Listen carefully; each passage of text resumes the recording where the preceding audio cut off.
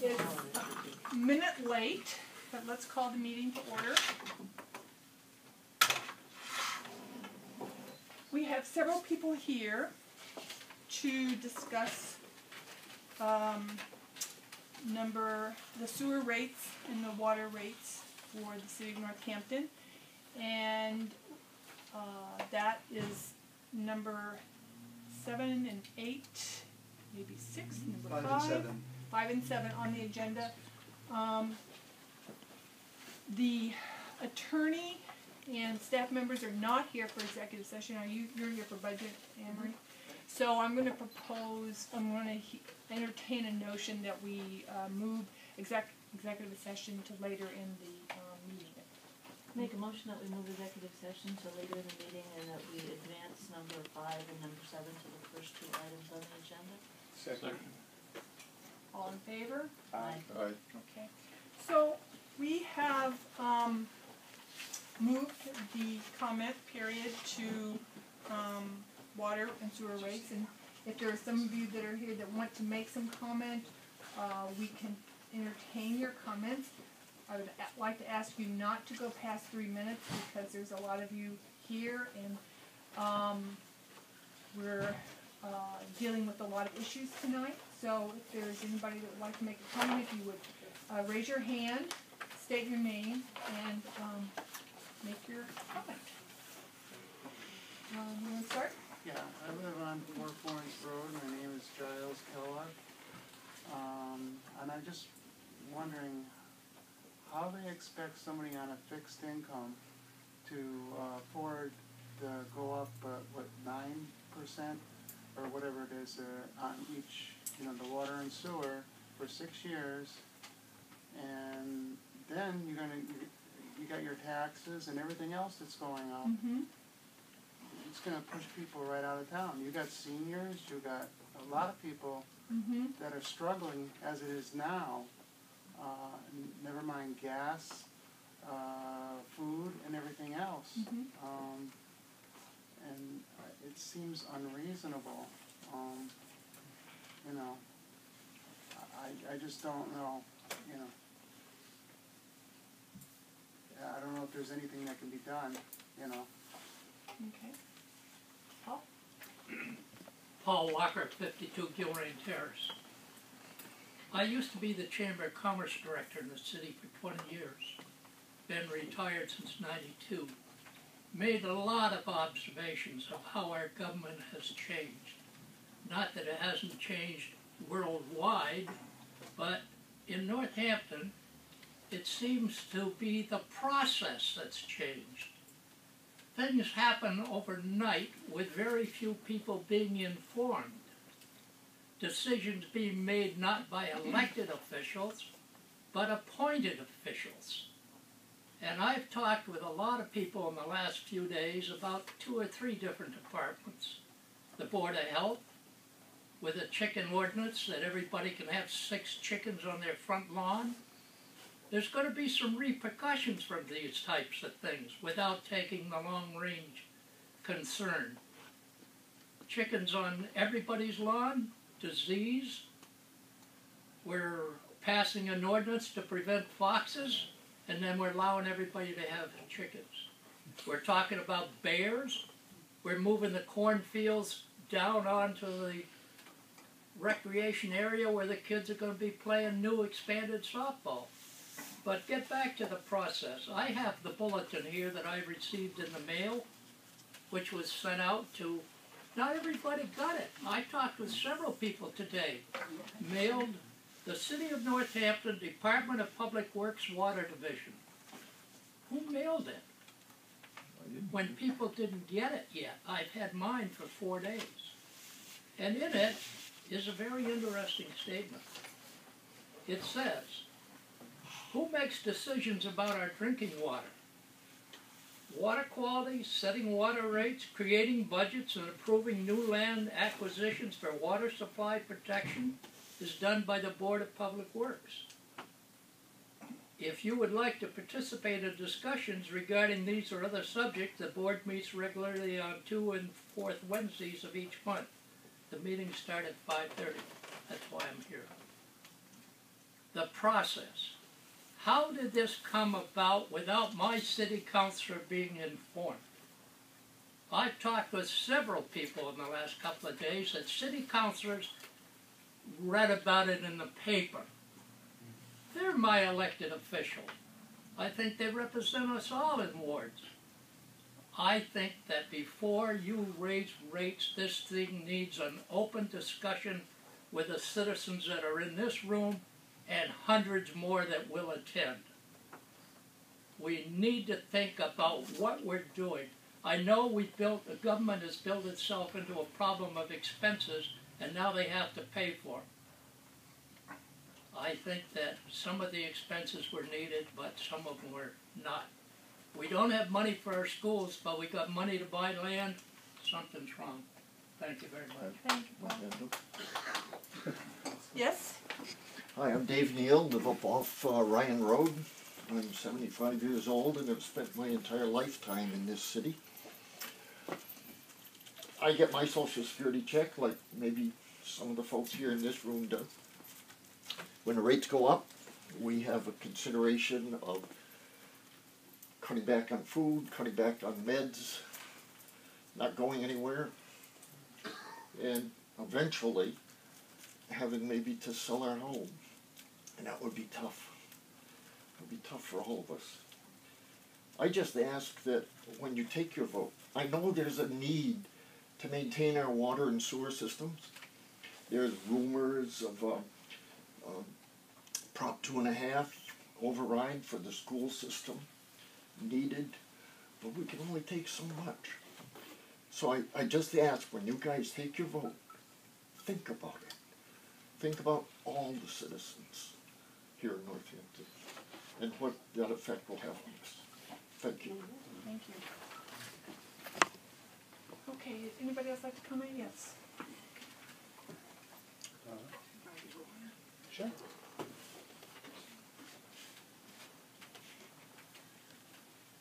It's okay.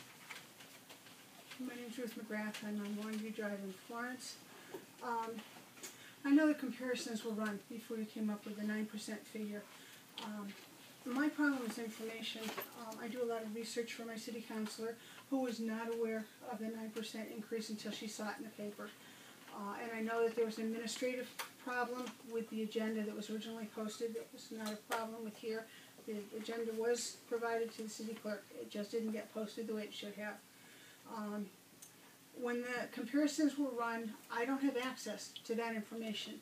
I was given less than 36 hours from when this new agenda was posted until right now. And politics is not my field. I have a 2-hour-a-day job as a city crossing clerk, so I don't have time to spend all day trying to do those comparisons myself. I'd like to see that information. I'd like to know if included in those comparisons were the 2.5% overrides that Northampton has already had, and now we're thinking about a fourth. I'd like to know what was included in those comparisons so that I can see for myself, and I'm sure a lot of other people would like to know what was included in there. Were the towns that were looked at the same population sizes that Northampton is? Right now in 2010, we were 28,549. Interesting to me was that we are actually down from the population in 2000. And this is census figures. We were 28,978 in 2000. We're down 429 people. In 10 years, Northampton has lost people. There just wasn't any time for me to do any work for this. I wanted to try and put together a large poster by population size, by town size, what the water and sewer rates were in other towns. I couldn't get it done. I just couldn't. I know expenses are up, even though the people size is down. There was no time, so I can't come in here and hit you with facts and figures or any kind of information. I can hit you with the fact that I'm unemployed. I'm a crossing guard 2 hours a day because that's the only job I've been able to get in over a year of unemployment. My husband's going to be unemployed in July. I only have one extension left to my unemployment. The only reason we can keep our house is because I have a federal retirement. My mortgage just matches that right now. If you put this 9% on and we get a 2.5% override, we don't know what we're going to do. We don't know how we're going to be able to keep the house. We work at a thrift shop for the church on Saturdays. Just out of curiosity, because I knew that something was going to happen with this, I took just a casual survey amongst people, and I did have to promise I would not release any names, but I talked to 12 seniors that came into the thrift shop on Saturday. Of those 12 seniors, 8 of them said if this happens and the override happens, they have to leave Northampton. And that's just a fact. One other piece of information before my 3 minutes is over. Actually, your which 3 is minutes just- is up. Yes, I'm sorry. I was asked by my city councilor to state that she is also a citizen of Northampton, but because there was not enough time allowed from when the agenda was posted, she can't be here tonight. She has to be doing budget hearings. So she has been, what she feels, denied her right to come and state her views on this matter as well. Who's that? Thank you. Mary Ann Labarge. Yes. Barry Ruff, in Florence. Most of what I have to say has already been expressed pretty well. I would say this gentleman spoke eloquently, but I would disagree about acquisition of land, because I personally feel that part of the expense for the infrastructure as affects sewers and everything else is caused by the sprawling, the outward sprawl of the city development and the imposition it puts on the infrastructure of the city.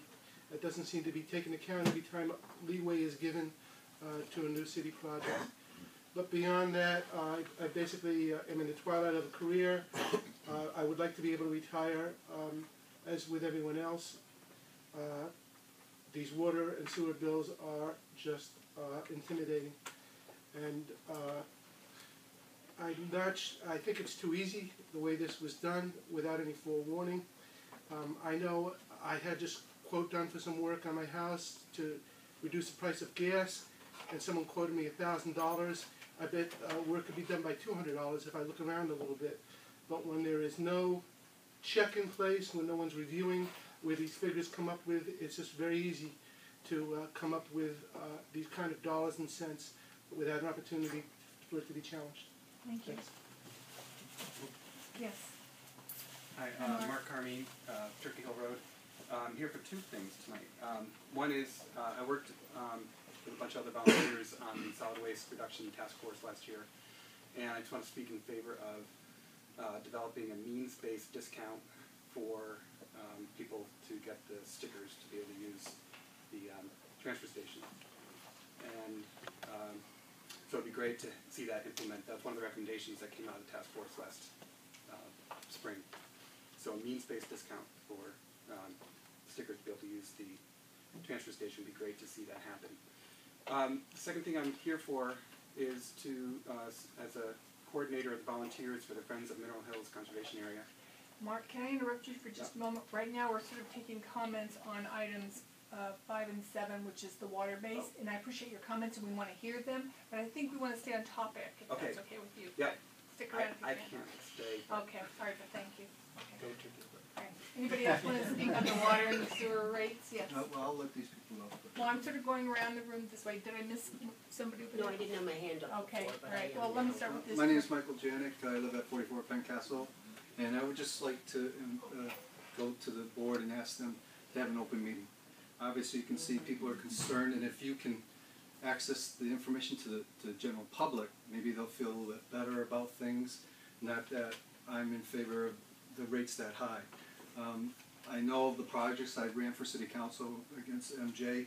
I know what we're facing, but the lack of information, I can hear it from people, is the big issue. You put this rate in without an open meeting, letting people have this access, which are all here now, and if you would give the city the chance to talk on this, I think that would go a little bit better. Thank you for your time. Do you want to speak? Basically, everything's been said that I was talking about, but we do need open process in this city. Oh, I'm Barbara Rakaska on Florence Road. Thank you. We do need open process on this, and that's one thing is transparency the city's been talking about. Things are being done that the citizens don't know why. And I think that, who knows, maybe if they do know the reasons, they might change their minds. But I would hope that there would be no vote on this tonight until you've had an open public meeting. And, I mean, even the counselors didn't know about it. So I do think there needs to be more transparency, even with other departments in the city.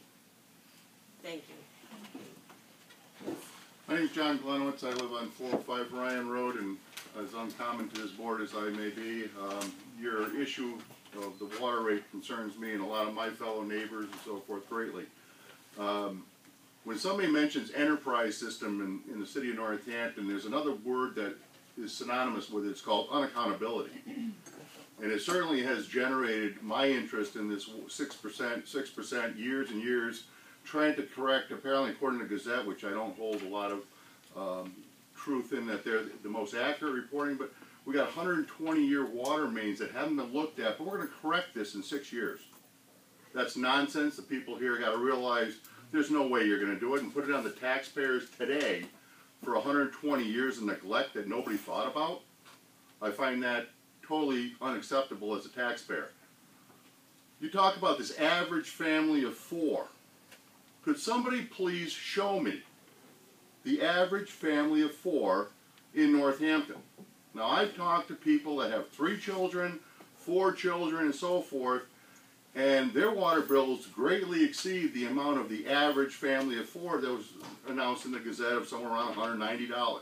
And this kind of goes back to the days of our old mayor, years before, saying it'll only cost the average family a bottle of soda. For those of you that lived in the city long enough to recall those days, and okay? And my question to the mayor at that time was, what about the family that can't afford that bottle of soda today? What are they giving up? We've heard from people on fixed incomes, unemployed, and that is a trend in the city. And you sit back and say, it's only 9%. Well, when people have a water bill of $1,000 a year, look at 9%. It's more than cable. People are making decisions, pay their gas bill, their electric bill, their car insurance, their food bill. Water is a necessity of life. It's not some of these people who can say, I'm just going to shut my water off. How about 2 meters? Why do I have to pay? I live in Florence. I try to raise a garden to cut back my food expenses. That water that I'm going to put on that garden, I may as well go down to the Big Y or Stop and Shop and buy that because I can't afford to water my garden now. People that bought homes in the city because Northampton was an affordable community, they can't afford to put water in their swimming pools, water their lawns, mow their grass with the price of fuel. I ask you to reconsider this. Consider the fact that I heard it's unaffordable to put a second meter in a house so I don't have to pay you sewer tax to water my garden. I mean, that just makes common sense. I'd like to see somebody on this board tell us, how much water do you put out of the reservoir and how much water do you put in the wastewater? What are you collecting sewer tax on through that meter that you never see? Where does that money go? Thank Thank you for you. your comments. Yes. Bob Kolakowski on Austin Circle.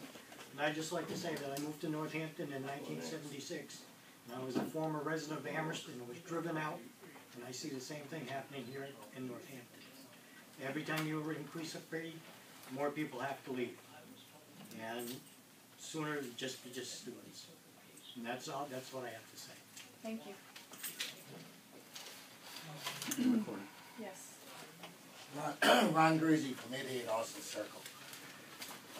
I just got word of this yesterday, that this was going on, and you know, it's kind of quick to get back out. But you know, you got, you're trying to sell houses here, first of all. You got people that are trying to buy a house very low income, and then you're going to start hitting them with more taxes. They're going to have trouble paying their bills. My wife gets a 3% raise every year. You know, so you get 9%, she gets 3%. I'm 68, I'm still working full-time in construction, because I can't afford to take time right now. I lost 10 years with my back, but I went back to work. But I'm having trouble keeping up with all this also. But I think that you have to look at the young people coming in, trying to buy a house, trying to start a life with their children, and then all of a sudden they buy this house at a low income, and then they're getting hit with taxes. They're getting hit with the water, the sewer, the taxes that are going up on their houses. And they're trying to make it work. Like we said, there's gas, there's food. And putting these meetings on, I know we had a meeting with the mayor last week or so, talking about the budget. I know there's a little bit of money coming in. But you people ain't looking at the overall. I know there's people can afford the water. God bless them. But there's people that can't. I'm not crying for myself. I'll pay my bills. I always have. But there's the other kids that are having trouble coming up in the world. And you keep slapping them with this taxes and everything that comes around them. And they're trying to make a living, and you just keep hurting them. Then, they, like you say, they move out. They got to go somewhere else. And I just, you know, it's just one thing after another. And I know we're in trouble financially in the city. I know that. I saw the paperwork that he read out on us. But we still have to think about the young people coming up. Myself, like I said, we're old enough. I'm getting to the point where I want to retire. I thought I was going to retire at 65. I don't think I'm going to make it right away. But I'm still going to work because I'm healthy, thank God. But there's not everybody's healthy out there that can afford to work and keep going. But I think you got to think about the kids that are coming up. They're trying and they're working hard, and the money isn't there. They keep taking the money away. They keep taking their insurance away. They do this to them. They do that to them. So, you know, I mean, 9% will develop a lot of money eventually for us. But it's still the people that can afford it's not a problem. It's the ones that haven't got it that you have to look at. And I'd say, you know, I don't know what you're going to do, but I would hope you would resend on your vote tonight. Thank you. Thank you for your comments. Anybody else want to make a comment? Yes. Hi, I'm Diane Lake from Austin Circle in Florence, and I agree with what's being said here. I don't want to keep on repeating it, but I do agree that 9% is really out of whack for that many years, especially. To have it out to an open forum for the public to be notified through the paper, through the media somehow, other than the internet. Not everybody has access to internet. Their incomes don't allow them to have internet in their homes. They're already biting the bullet. And then to have this thrown at them behind closed doors where they don't know about it because it's only on the internet. It's not fair. It's got to go in the paper prior so people have a chance to get their facts together, to be able to come forward, talk intelligently of what they find. I just don't like the way it's been handled. Thank you. Thank you. Yes. Hi.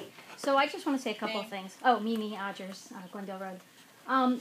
My biggest issue with the raising of the water and the sewer rates is just the fact that it's not equitable amongst everyone in Northampton, whereas when we do a Proposition 2.5, everybody equally shares in that. But for those people who, like for myself, I have a septic system, so I'm only going to pay the increase in the water, not in the sewer. And people who have a well and a septic system aren't going to be contributing at all. And when the idea of this is to be putting money into our infrastructure, we all share in that infrastructure. We all are going to share into the stormwater repairs. We're all going to share into anything like that. And that's my biggest concern with when it gets raised like that it's not equitable. I do attend all these meetings, and I do understand the major problems that your group is facing, our city is facing to overcome with all the kind of infrastructure needs that are needed. I do know that because I come to these meetings. But I think that the general public are not aware. I was here a few weeks ago, and I was I had to go home and rest for a while after listening to some of the stuff, the challenges that our city is going to face. And it is come from years of neglect and not doing it. But I don't know where your requirements are to vote on this. I don't know when for the budget. But I would just like to say that if you could do something to somehow allow the public to really understand the challenges that we are facing, those engines to keep us from flooding downtown, that kept me up thinking about that. So I just, I think that people just need to know, because there are a lot of challenges. And so it's not like I don't feel that the board is coming at, or the DPW is coming at people to do something to, do a switcheroo. I just think people don't understand that there's a lot of challenges, so. Thanks. Anybody else like to make a comment? Is there anybody beyond Alex the doors of the room? Yes. Yes. If you state your name and I'm Matt Miscavige, live in Florence, 247 Brookside Circle. Was the manager of First Start for almost 40 years. And we have exemption for your city. We take your water, we dump it in a river. We negotiated a long, long time ago. Because we don't dump it into the sewer, dump it in a river. And I'm retired now, so, but much thing to say about this whole situation here. I'd like to ask a couple of questions. How come we don't use the wells on Clark Street? When I lived up in Florence, when I moved in there, I built my house and we were married in 65 and 67. Used all those wells at Clark Street, which were great, great, great, great. There was a big trout farm up there a long time. Why aren't we using those anymore?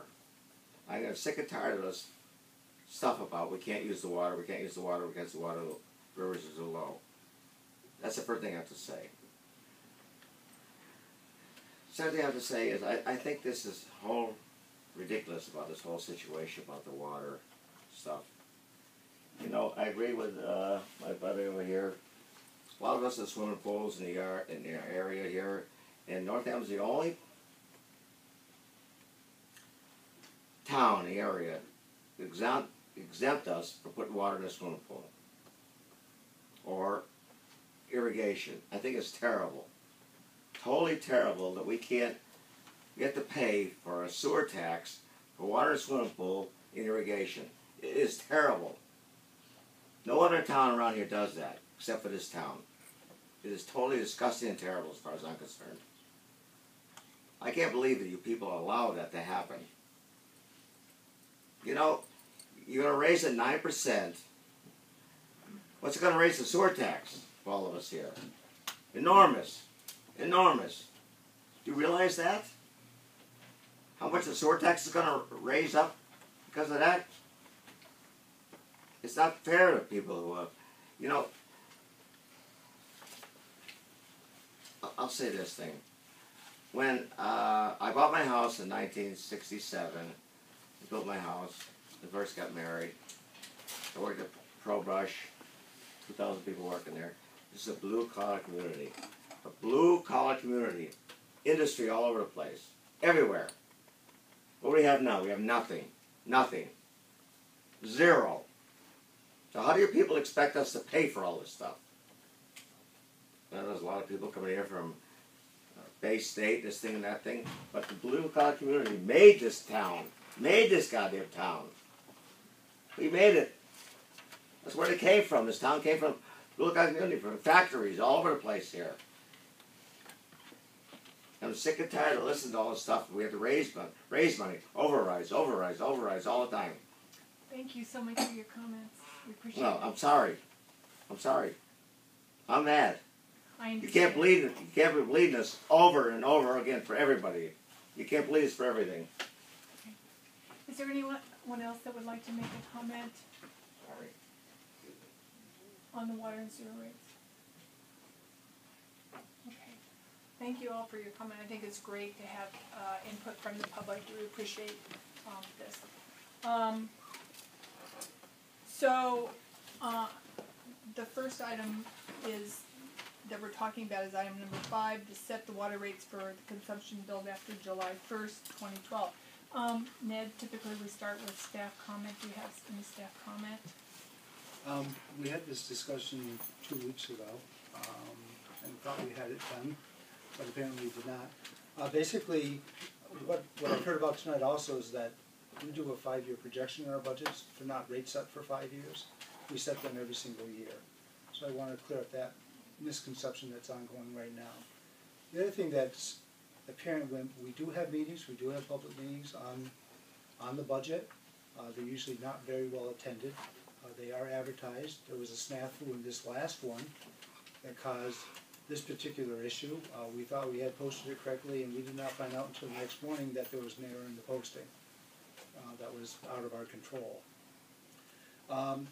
Like I said, the board has really discussed all this in the past, and as far as the agenda item, they look at increasing it to $5.40 per 100 cubic feet of use. Just so the audience knows, as far as Water Enterprise Fund in general, we have $1.36 million in expenditures for that fund. That's including treatment and distribution of the water system. To meet that appropriation, we are raising $6.79 million in receipts on that, and the enterprise fund is still operating in the red due to the water treatment plant of about $344,000 that we have to take out of our undesignated fund balance this year.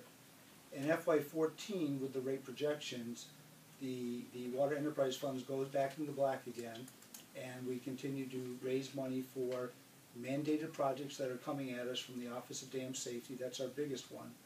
In FY14 and 15, we have about $7 million in dam repair that needs to be done, and that's one of the huge drivers of the water rates, is this mandate from the Office of Dam Safety. These are our drinking water supplies or surface water supplies. So basically we have expenditures out of it on general distribution of $2.1 million. The water treatment plant is $1.5 million. We have principal payments of $1.9 million and $739,000 in interest payments on that debt service on the water. Just so the audience knows, the board knows, I know the board knows already, but we cover about $1 million a year in interest payments only on our water and sewer enterprise funds for projects that have been funded. The board made a commitment last year when they set the rates also of looking at a 5-year plan and also saving this money for these large-scale projects that we know are not down the road 15, 20 years. They're on the immediate horizon that are looming at us.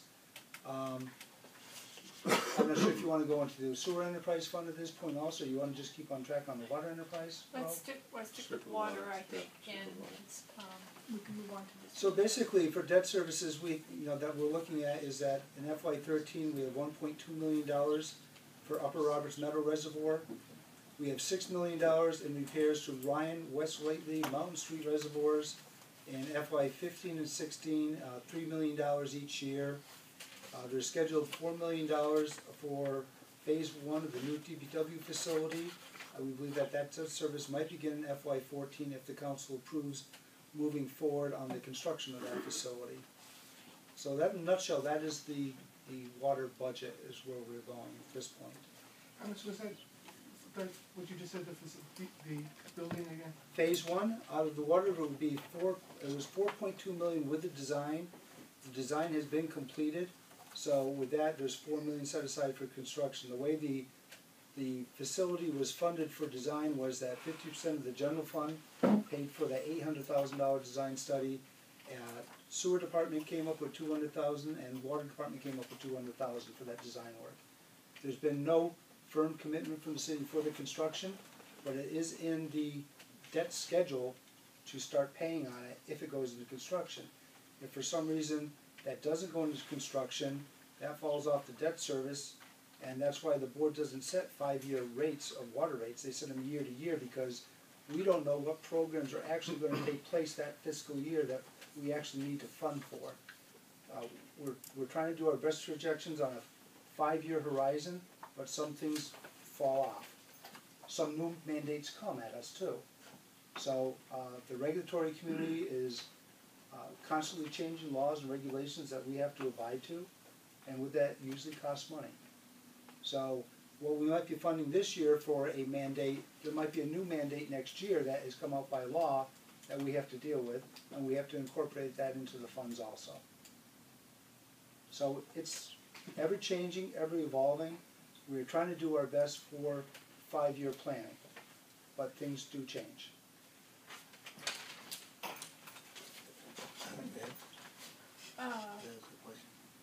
Yes. Okay. He made a comment about people not coming to the meetings. Well, tonight people are here because they didn't get the word on it. That's the problem. You're saying one thing, you're saying, well, we had meetings before, we discussed this before, but no one came to the meetings. Do you have a question? My question is, let us know. I didn't know anything about this, I got nothing in the mail or anything. That's what I'm saying. How do we know if we don't have notification, that's all we Well, say. Go ahead. Our meetings are posted through the city clerk's office. Right. That's a state requirement, those are posted there. They're also posted on the city calendar, along with the agenda. We do a posting here at this facility. And typically, in the past, the Gazette usually does an A3 that there's some meetings coming up this week, and we're one of the meetings of what's happening. The agendas are posted at City Hall. They're put online. I know everyone doesn't have online Right, services, right. but our meetings are regularly scheduled every second and fourth Wednesday of the month at 5:30. That's been a practice for years. Right. And we try to do a public process here. We really do. And for whatever reason, people don't come. And I don't have the answer for that, except when people usually show up when there's something Like tonight. controversial to Right. talk about. Right. Other than that, we had a budget meeting a month ago discussing this exact matter and where we were going and what the rates would look like and so on, and there wasn't a single person here from the general public. Right. And it was a properly advertised meeting. The agenda was that we were gonna discuss the FY13 budget. Last week, we had the agenda just like you're seeing tonight, it's the exact same agenda, but there was a posting error that we didn't control, and Right. we didn't find out the next day that we didn't have a proper meeting, and therefore we were gonna have to redo it again. That's what the meeting is to go over, is a kind of a redo of what happened 2 weeks ago. Okay, so we have to come, we have to either come here and look on the board, or, City clerk's City office and clerk's City office. Hall, so, there's a big okay. bulletin board outside on City Hall, and they post the agenda. Right, so you don't notify the public by mail, like, or anything like that? No. Okay, that's what I was trying to Let me find correct out. that. Paul mentioned that the water rates pamphlet does have the announcement that every second and fourth Wednesday that the board is meeting. So it is, you do receive notification if you are a ratepayer. I don't know, I should We're pay. ratepayers, and we never got the pamphlet. I never got, I'm just saying, I never got any notice on it, and the only reason that Mary Ann Lafarge notified me of this, and that's, it's starting to get probably, everything's getting a little tougher and tougher, and I guess people are starting to look a little more and more, that's all. But as long as I have an idea of when to get this I want information. to let, Thanks, Ron. MJ's had her, Thank you. her hand up. Yeah, I just want to make a point that I think the weekly, agenda posting is useful, but I think there's a broader discussion that needs to be had in terms of how do we do good long-range planning, financial planning for the community, and also land use and infrastructure planning for the community with a mind towards the future. I mean, Jim Dostal's not here today, but he would wax nostalgically about how our forefathers 40 years ago, 60 years ago, made the great plans that they made so that now we have the water system that we have in place. And the discussion about the planning needs to elevate above the week-by-week meetings. And I think that's a useful thing that I'm hearing here from the community. I am too. How can we, as the Board of Public Works, share with you, the public, about what's impacting our decisions when we're happen to be doing the budget? That we've got this long-range plan, we talked about increasing the water rates last year, looking at the 5-year plan to make sure that we were in the position to address these new things that were coming onto our plate in a way so that there wouldn't be sticker shock. We didn't want your water rates to go up 25% a year. All hell would have broken loose. Right. Not that it's not breaking loose now, but it would have broken loose even more so. And so I think that there's a planning process that's happening behind our decision making, but it's not obvious in the week-to-week agenda. And so we as the board might want to think about how we set out a year plan. What's on our agenda for the year in terms of decisions that we're making, investments that we need to make, long-range planning that we need to make, and communicate it a little better to the public. Ned? I agree with that. I was gonna harp in and say, I do agree with that. Yeah. I think we do things above board, Mm-hmm. but how do we get more out of it? Do we actually hold perhaps a meeting, a larger meeting at JFK and more advertisement that this is what we're gonna discuss rather than meet in this room and it's just a small group typically here. Right, and I'd like to Try remind to the board. engage the public. It is, because we want to engage the public. And I'd like to, I think it was last year, or maybe it was the year before, and Anne Marie, you've been really wonderful to help the board understand the budget, because we ourselves have a hard enough time trying to understand the budget. So we started study sessions that Anne Marie and Ned helped us to understand the budget, and so we would meet each year for several hours to go over it. Not as a public meeting, just in a little study session, 2 people at a time. Did we start that 2 years ago, or was it 3 years ago? 3 years ago. 3 years ago, okay. But every year we learn more and more because we understand better what's going on. So the idea that we perhaps try to have meetings in the future to help the public also have that same process that we have to understand what's going on. Just so the audience also knows, obviously, you know, we deliver high quality drinking water to the citizens of Northampton, but it came at quite a cost. We had a consent order issued back in 2005 that required us to build a $28 million water treatment plant. Can you explain consent order? It's from the Environmental Protection Agency. Because we did not meet some of their drinking water criteria, they forced us to build the plant. The city had been putting off that plant since 1995. We obtained a waiver from filtration, and we kept that for a number of years, and then there was a hiccup with one lab sample, and the federal government said, you need to build a plant now. So what the board did was, looking at this plant starting in construction in 2006, they raised the rates in 2002, and they raised them 22% that year. Huge amount. And there was a lot of outcry about it, and the reality of trying to provide prudent planning. The board started taking this current action of looking at long-range projections and where we need to be each year to cover this debt service that we incurred. We started payments on that in 2006, 2007 on that water treatment plant, and that payoff is 20 years down the road. It's a 20-year bond. So this is one of the bigger reasons why the water rates are there now, is this one particular project. Wastewater is facing the same exact thing in FY, I know it's not part of the water conversation, but it's the same exact thing. In October or November 2013, the EPA is going to issue us our new 5-year discharge permit for wastewater that goes into the Connecticut River. One of the things that we're looking at is nitrogen reduction of our wastewater. And if we start looking at some of the reports that have been around for the past 5 years, this could be anywhere from a $5 to $8 million project up to $35 million project to undertake, depending on the level they set for us to discharge. So as a department and as a board, we're informing the board of what is coming down the road in the next 5-10 years that we're seeing happening, and the board is making these conscious decisions to make sure that these enterprise funds are properly funded to take care of these expenses that are coming at us.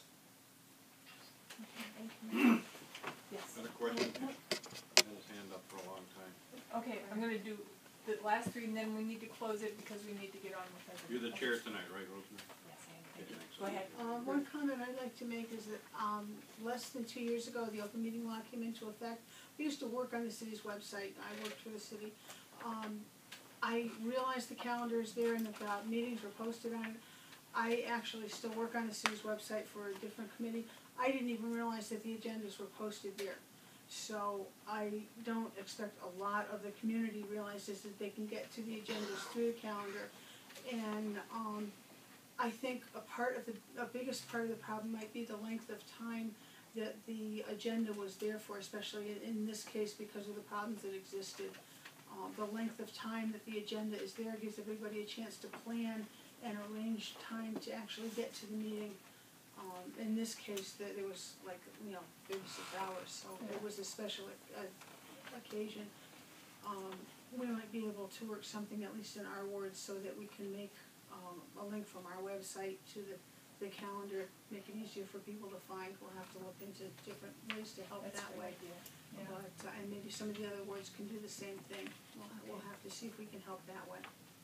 Just so everyone in the audience knows, we do our postings on Friday afternoon down at City Hall for our next Wednesday meeting. So we do them typically 5+ days in advance. This one occurred on Monday afternoon. We were scrambling trying to correct this issue with the error in the posting. And we have to do a posting 48 hours in advance of our meeting.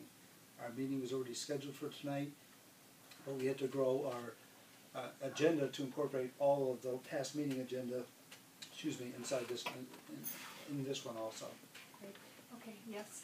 I understand. Have you given your name? My name is Albert Unfen. I live on Florence Road. Thank you. I I understand you need to get public involved, but I would like you to consider that 5:30 might be an inconvenient time for a lot of folk that would like to be here. I mean, I don't get out of work until 5 o'clock, and for me to try and race home and pick up my wife and then get here, I can't do it. Okay, thank you. I think there was one more comment. Yes. Yeah, I'm homebound because of medical reasons. I can't drive, and I rely on the radio and on television for information. And I never, and with the local news, I never hear anything announced about town meetings.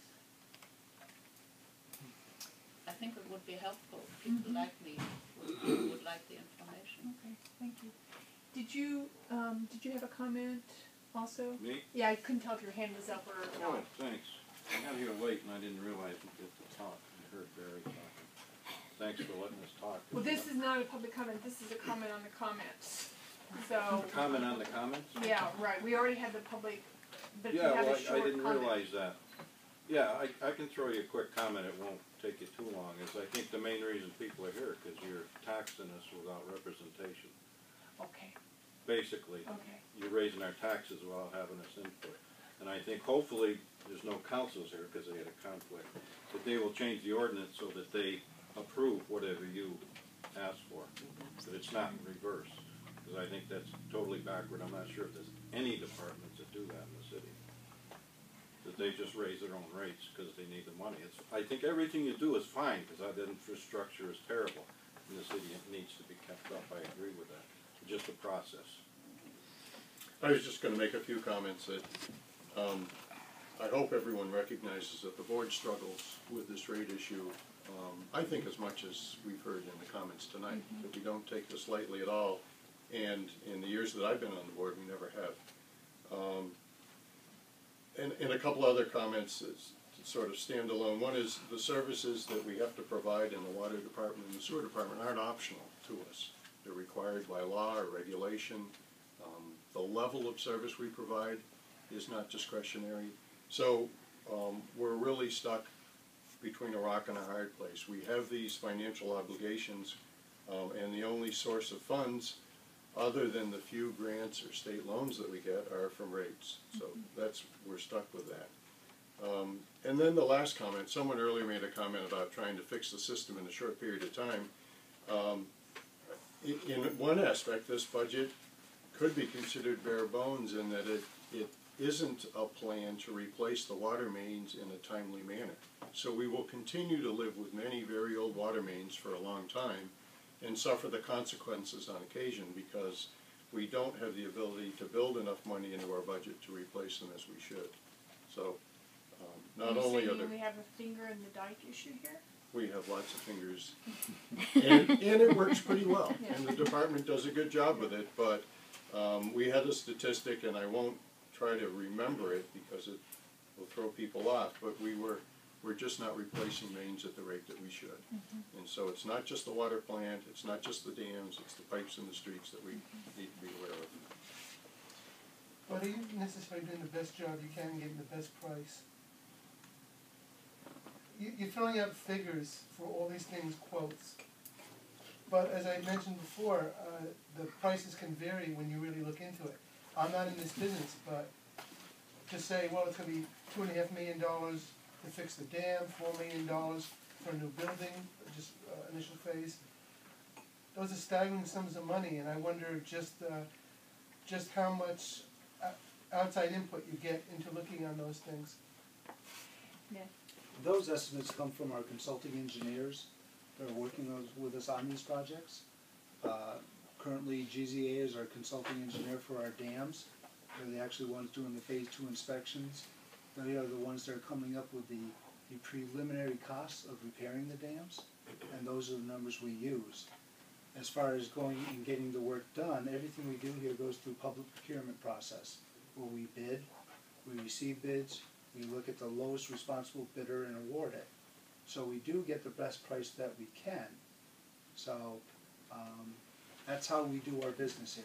I would And just the say part that of the, excuse me, part of the purpose of the board is to have oversight on this when we do due diligence on that every 2 weeks, going over the contracts and making, and it's not that you're making those decisions, it's not that you just have the structure, but the board also supplies many other sets of eyes and ears on this. And I'm sorry, but I need to close the public comment. Yeah, I just want to mention though that you had a sniffer on the landfill. I think the city's bill came to a couple $100,000. Well, I worked at that company for a while, and I sat next to the guy who went and did the sniffing service. I mean, he's just like you or me. So there are ways. If you were spending $200,000 on the sniffer, there's money to be saved. So, item number 5, do I have a motion on the table? I don't think I do. I'll move that we set the water rate for FY 2013 at $5.40. I'll second that. Any more discussion among the board on this issue? All those in favor? Aye. Any opposed? I'd like to move on to item number 7. Is there a motion? Yeah, I'll move that we set the sewer rate for FY 13 at $5.80. Second. Discussion? I think it would help for Ned to explain some of the, I guess you talked about some of the upcoming tasks, but I did, but we can go through that I if think you we would ought like to- to hear about the solid waste, the sewer enterprise fund. Basically, our receipts cover our expenditures in this particular fund for this fiscal year. Basically, our expenses are $600,000 towards the sanitary storm drain division. For those who don't understand that, we have a combined general enterprise fund division that oversees the sanitary sewer system, the piping, and the storm drain system. They're funded 2/3 by sanitary, which is the enterprise fund, and 1/3 by the general fund. And the reason that allocation is split that way is that we have literally twice as many miles of sewer lines than we do drain lines in the city. So it's kind of an equation that to split that out. We also have $2.25 million for wastewater treatment and pumping station. We have $589,000 for principal payments on outstanding debt for projects that have been done in the past 15 years. Effluent pumping, influent pumping, bar rack replacement, upgrades to the plant over time. And the Bradford Street pumping station was one we did this past year. That was a $2 million project. We have $208,000 in interest payments each year at this point, and we have $1.8 million in direct indirect expenses. Those direct indirect expenses are what moves and pays employee salaries, benefits. It also does some very low funding downtown for paying for other people outside the Department of Public Works who engage in sewer-related work, such as the mayor's office. They approve contracts, they work with us on ordinances, so they get a small percentage of their salary paid out of this enterprise fund. And we have $60,000 going into reserve accounts. Basically what we have for this upcoming year that we're looking at for work to be done is $1 million sewer line replacement in the industrial park. We have the comprehensive wastewater management plan that was funded through the city council appropriation last year for $900,000. This plan is actually providing the roadmap of the future for the wastewater treatment plant and all its pump stations and piping systems, and coming up with, like we're doing water, long-range capital planning for the next 20 years, basically looking at our infrastructure and trying to assign risks associated with failure and the consequence of that failure, and what we should be prioritizing our money on going forward to fix a antiquated system. And then once again we have this $4 million in the budget for the new phase 1 of the DPW facility. That's part of that rate increase. No, actually it's not. That's scheduled to begin. Oh, you're right. It's an FY14. Excuse me, Anne Marie's correct. That's scheduled in FY14. The water begins in FY13. So that is basically the nuts and bolts behind the sewer enterprise fund this year. And next year we're still defining what projects might be occurring next year.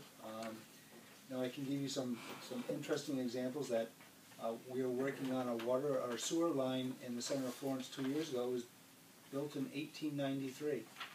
It's served its useful life. It's 115 years old. Pipes are usually last 60 to 70 years. So this is what the board's also doing, is looking at these replacement projects too. We set aside $300,000 to $400,000 a year in sewer and water enterprise fund for replacements. It's nowhere near enough what we should be, but we're doing a project literally every year that replaces city infrastructure. The big project this year is North Street. We're replacing water, sewer, drain, pavement. The entire roadway is being reconstructed. It's one of the, it's the big project of the year. It's $1.8 million to do that work, and it's a mile of roadway. So if you start looking at the 160 miles of roadways in the city, and that's what it costs to reconstruct a road, boy, that's a lot of money to rebuild the city over time.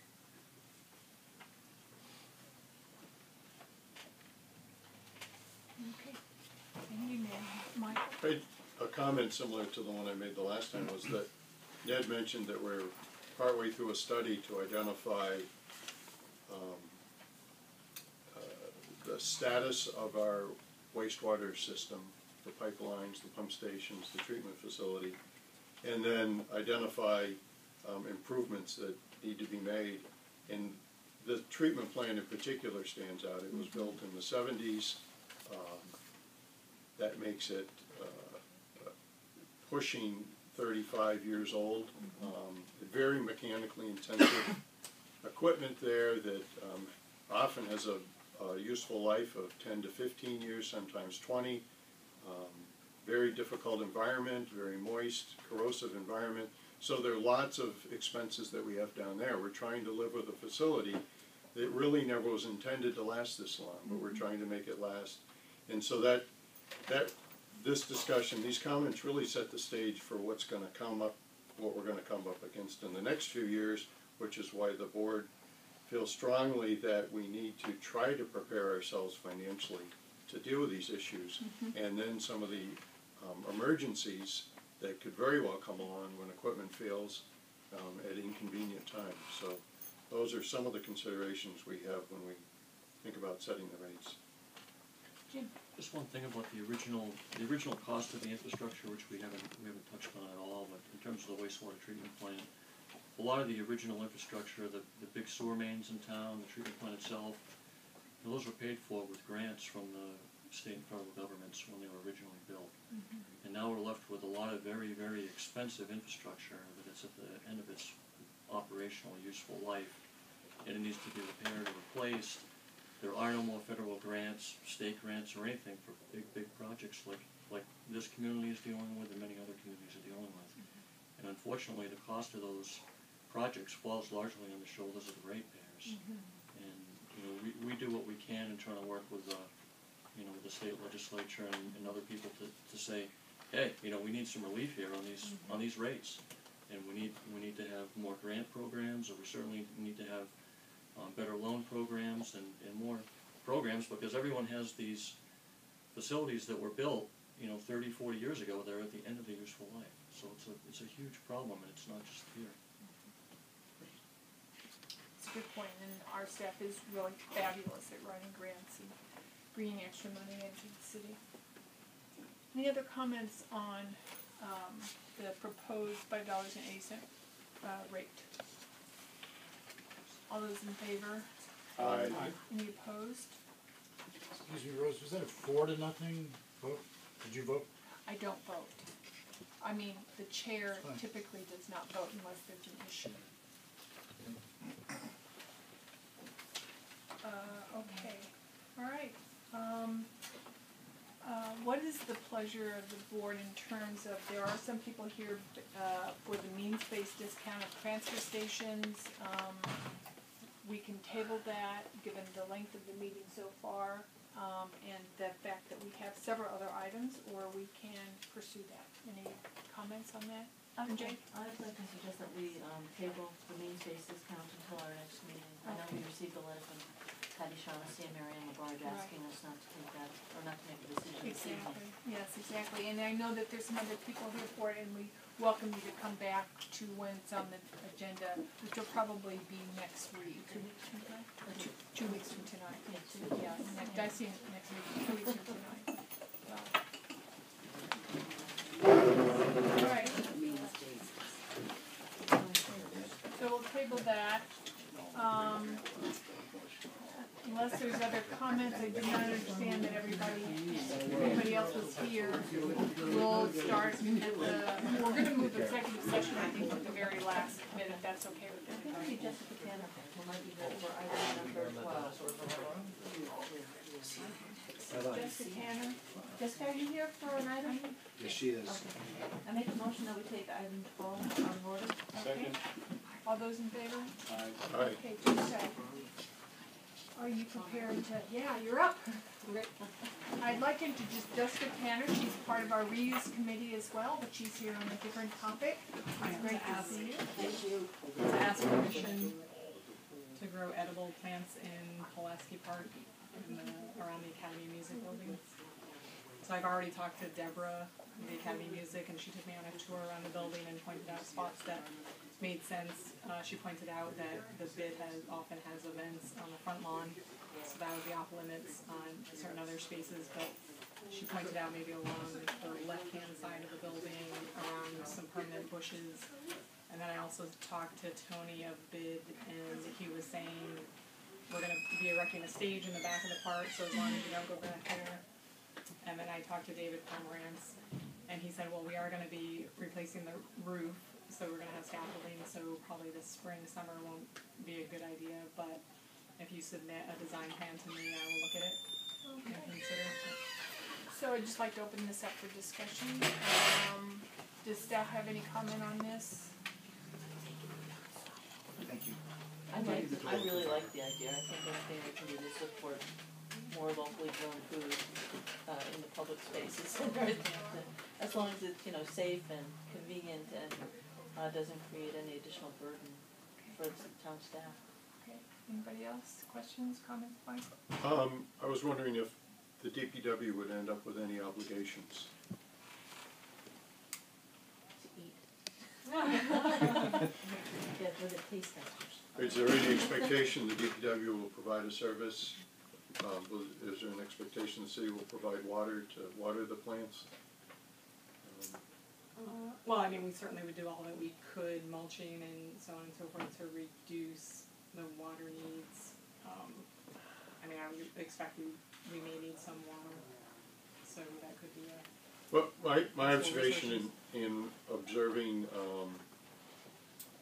Holyoke has the Adopt an Island program where people put plants in the islands, and the only reason it works is the city waters. Mm-hmm. You know, people are very enthusiastic about providing the plants and maintaining them and weeding and deadheading if they pick the wrong plants. But it's very hard to get water in there as a volunteer, and that's key to making something grow. Yeah. And so I just wondered how that was going to work into the plan, because I think it's critical to the success of the project. Ned and then Jim. I guess the question I have is, Mike hit it on the head with the what's obligated to DPW. Is there going to be cleanup in the fall? Is there an organization that is actually going to clean up the planting beds or whatever you're looking to install, so that there won't be a distraction outside the growing season? That Pulaski Park is a downtown park. We don't want to make sure it doesn't become an eyesore. Mm-hmm. Jim? I served as a staff liaison on a committee that was appointed to look at the future of Pulaski Park a couple of years ago. There were a couple of members before. Yes, I think, that was on that, yeah. And what I recall of that committee, that there are a lot of passionate people in this community about Pulaski Park. Mm. So my only comment, I guess, is, and I like the idea. I certainly would be supportive personally of it, but there's a lot of people in this town that have a lot of different ideas about what should be happening in Pulaski Park, and we just had a lot of folks commenting about public process and transparency, and I think other people in the community would want to know what's happening in the park, where it's going to happen, and have the opportunity to have a say about it, because I just, like I said, I just recall some of the meetings, and folks are really passionate about different uses of the park and where things happen and how they happen and those sorts of things, so. So Jessica, it sounds like you talked to a lot of people in terms of the different issues that involved in it. What do you think about trying to involve more of the public in there to address Jim's comments? I mean, getting word out, maybe having notices in the park, having another meeting where you bring people together just to make sure that there's an endorsement of that. Would that sort of be a comment on what you were saying? I think so. I mean, my main concern is that the board would vote to say this is a great idea, we think it's great, and as soon as you take a vote at the next meeting, you've got 100 people in here saying, well, this park thing, I like to do that over there, and this thing, and you didn't talk to me, and you can imagine. I mean, it was those meetings. People were passionate. Believe me. I mean, you won the committee, right? Yes, I totally agree. And it's great. The enthusiasm's great, but a lot of wonderful. folks have different ideas about it. Yeah. I'm wondering. So, hearing you're suggesting a public or a meeting open to the public to discuss specifically, our plan of planting edibles in Pulaski Park. Yeah. So we could present the design. Yeah. Open it to the public. A notice in the Gazette or on the radio or TV or just to get and maybe have signatures of people that think it's a great idea. We could even maybe we could consider putting something on our blog if there was a sketch about you described the areas just earlier, but if there was a sketch of and a description of the proposal, we could even say the board is considering this type of proposal. If people are interested in it, feel free to send us an email or let us know or come to a board meeting. Yeah. That seems very reasonable. Right. So, go forward. Okay. Am I going to have a little comment from anybody else? My only question is, are we looking at time constraints because the growing season is upon us? Well, I mean, there's always next spring. I mean, if they're going to be doing roof work. But were you hoping to get this going this summer? Well, I mean, I didn't really have a sense of a timeline in terms of getting permission, so I mean, it's really up in the air. Gary? Have you talked to Grow Food Northampton? I think it's Lily Lombard saying that. Yeah. Well, actually, it was several members of Grow Food. Well, it was originally a Grow Food member who kind of circulated an article about a small town in England that's doing this type of project, and that inspired a bunch of us. And so when I said, hey, let's do this in Northampton, I got 8 other volunteers, mostly from Grow Food Northampton, as well as the Northampton Community Garden membership who are interested in helping. I've also heard about a couple of gentlemen who are working on growing edibles along the bike trail, so there are other projects similar to going on at the same time. So. Okay. Thank you for coming to the meeting. Hey, thanks for the time. Okay.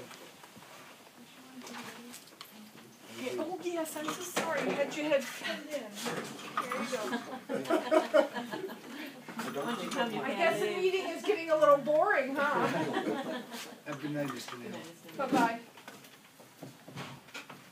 All right. Item 13. We take a view. Okay. Oh. No, we finished the budget stuff. Yeah, get Emery out of here. We have another citizen still here. Oh, okay. I'm happy to wait and actually Okay. my brother's. That's fine. Okay, great. Thank you. Thank you, Bill. All right, so in the interest of sending Anne Marie home, should anybody want to propose an item? Sure, I think we should take number 4 and then number 6, since you've set the rates, that basically approves the budget for the year. Okay. And then we can do number 8 and 9 separately. All right. We'll go for it. Anybody want to? I make a motion that we approve the fiscal year 2013 Water Enterprise Fund budget as presented. Second. All those in favor? Aye. Oh wait, any discussion? I don't know if you guys noticed, but there was a summary of what we've already discussed. Thank you in for doing advance. that. Yeah. Just summarizing all of the expenditures and how we plan to fund those expenditures. So for item 4, the total expense for the Water Enterprise Fund was $7,136,210, and we're raising $6,791,946 through water receipts and $344,264 from the undesignated fund balance of the Water Enterprise Fund. And for the Sewer Enterprise Fund, the total expense is $5,517,720, all of which is to be raised from sewer receipt. Any comments or discussion? All those in favor of approving the FY 2013 Water Enterprise Fund budget? Aye. Any opposed? Approval, motion on the table? Make a motion to approve the fiscal year 2013 sewer enterprise fund budget in the amount of $5,517,720. Is there a second? I'll second that. Any discussion? And Rainmore, could you make a comment on that already, I think? Yeah, I mean, it's unfortunate that you've gone through such a process, and I really want to recognize that you guys are really good board members. I mean, you really pay attention to the details, and you come to all the meetings, and you put in the extra workshop, and it's too bad that no one I hope that people appreciate everything that you do, and it's all on a volunteer basis. It's a crazy amount of work. So I really appreciate it because I feel like you guys really know what you're talking about, and you really pay attention to the details. And this summary sort of doesn't really give the full picture of how much time and effort you really put into understanding all of the line items that go into the budget. But thank you. I apologize. Thank you. Okay, now that you've started it, I appreciate all the work that's done. I'm doing the budget. Oh, that's what that did. No, thank you. All right, there's a motion on the table and it's been seconded. All those in favor? Aye. Any opposed? Okay, item number 8, anybody want to make a motion for that? I move that we approve the fiscal year 2013 general fund budget. Second that. Okay, any discussion on that? So the total expense for the general fund budget was $3,256,588, which represented a $100,000 increase over the previous year's budget, and that $100,000 is for snow and ice expenditures to try to bring that up to the actual experience on a yearly basis. Right. Any discussion? All those in favor? Aye. Okay. Any interest in item number 9? I make a motion that we approve the fiscal year 2013 solid waste enterprise fund budget in the amount of $3,764,287. $3,764,287. Second. Any discussion? All those in favor? Aye. Any opposed? Okay.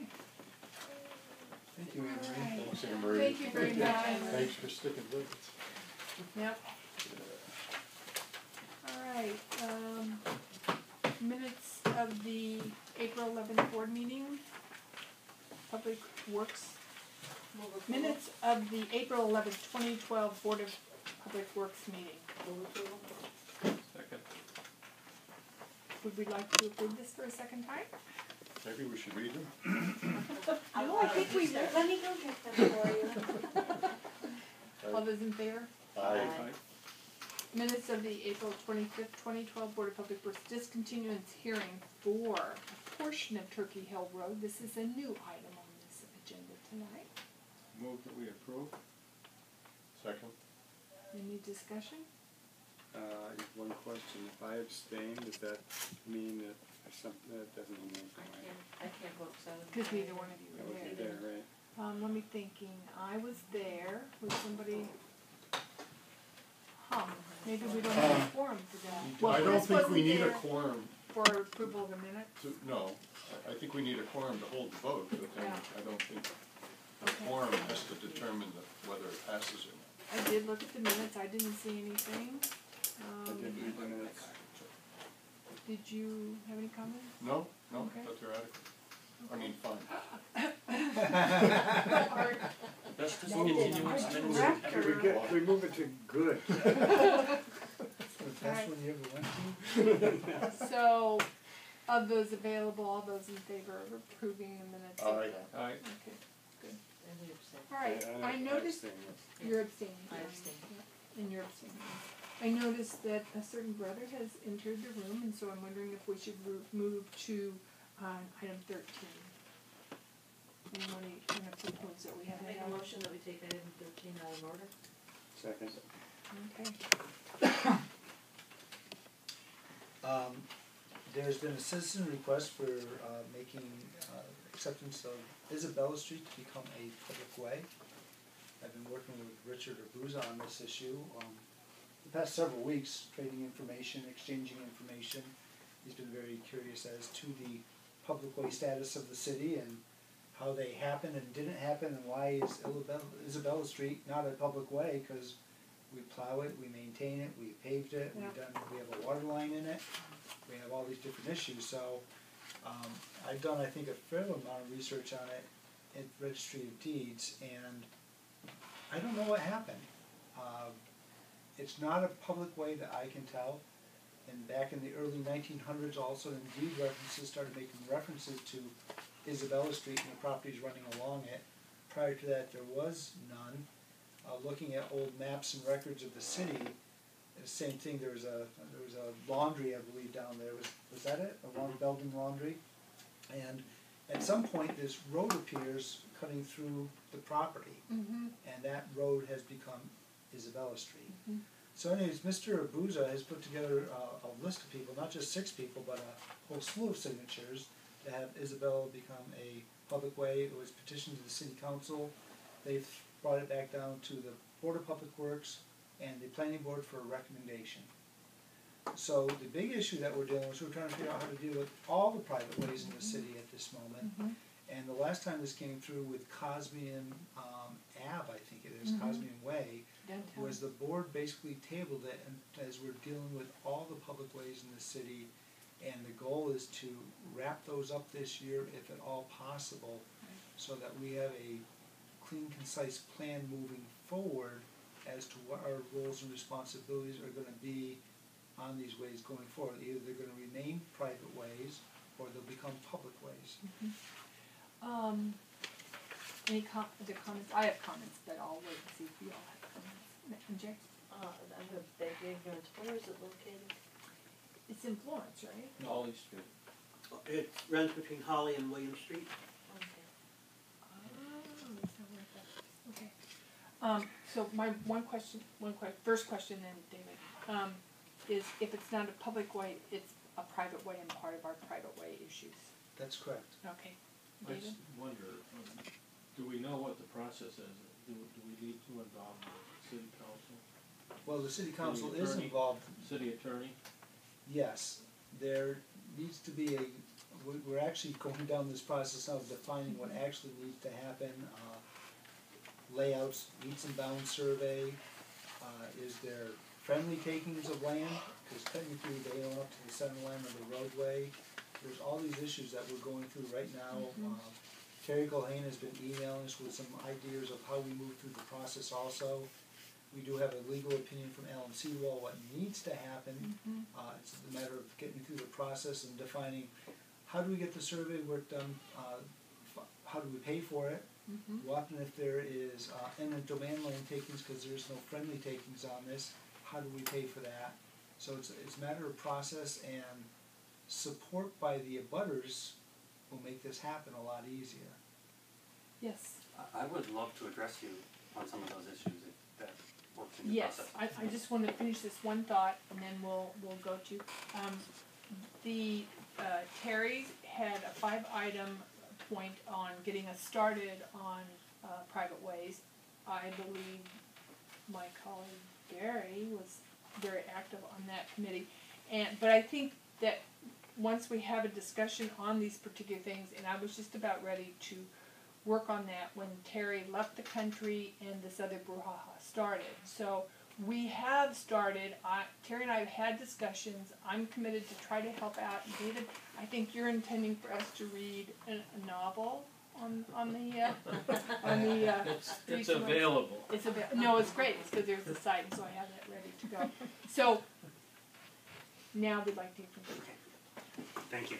My name is Richard Abuza. I live at 245 Chestnut Street.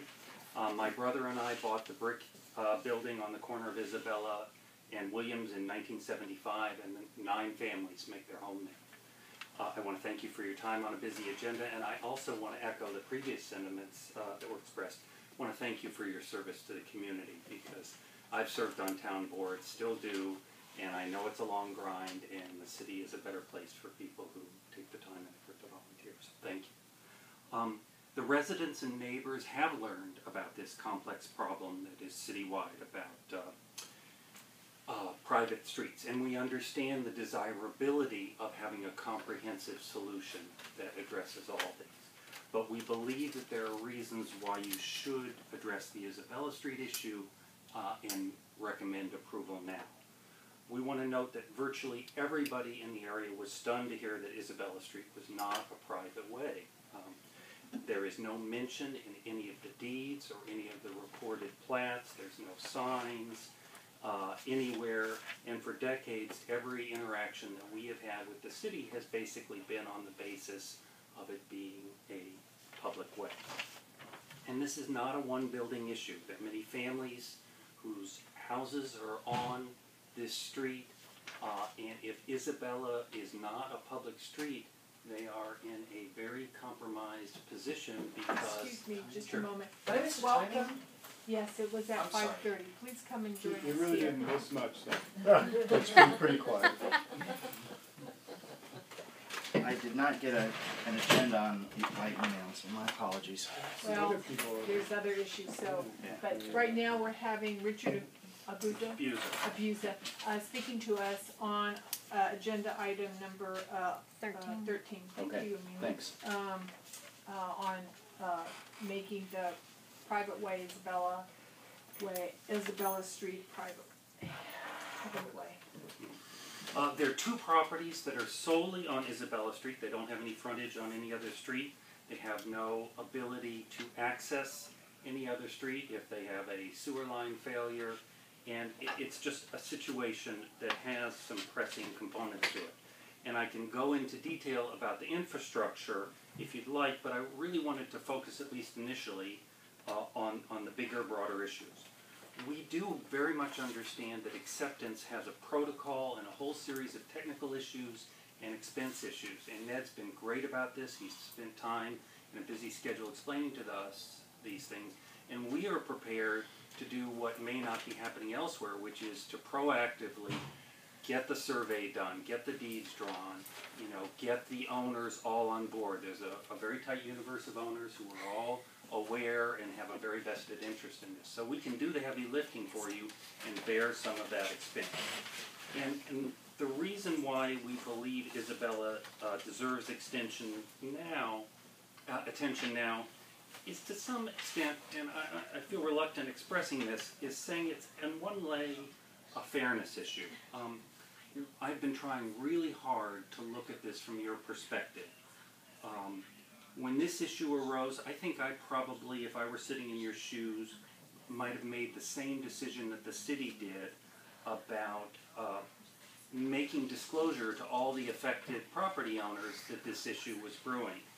Because going out there with that information would create a lot of uncertainty and apprehension, and to do that when you didn't have the comprehensive solution worked out would really be a tough thing to do. And I've tried to put in your shoes and understand why you did it. And it's a cost-benefit decision.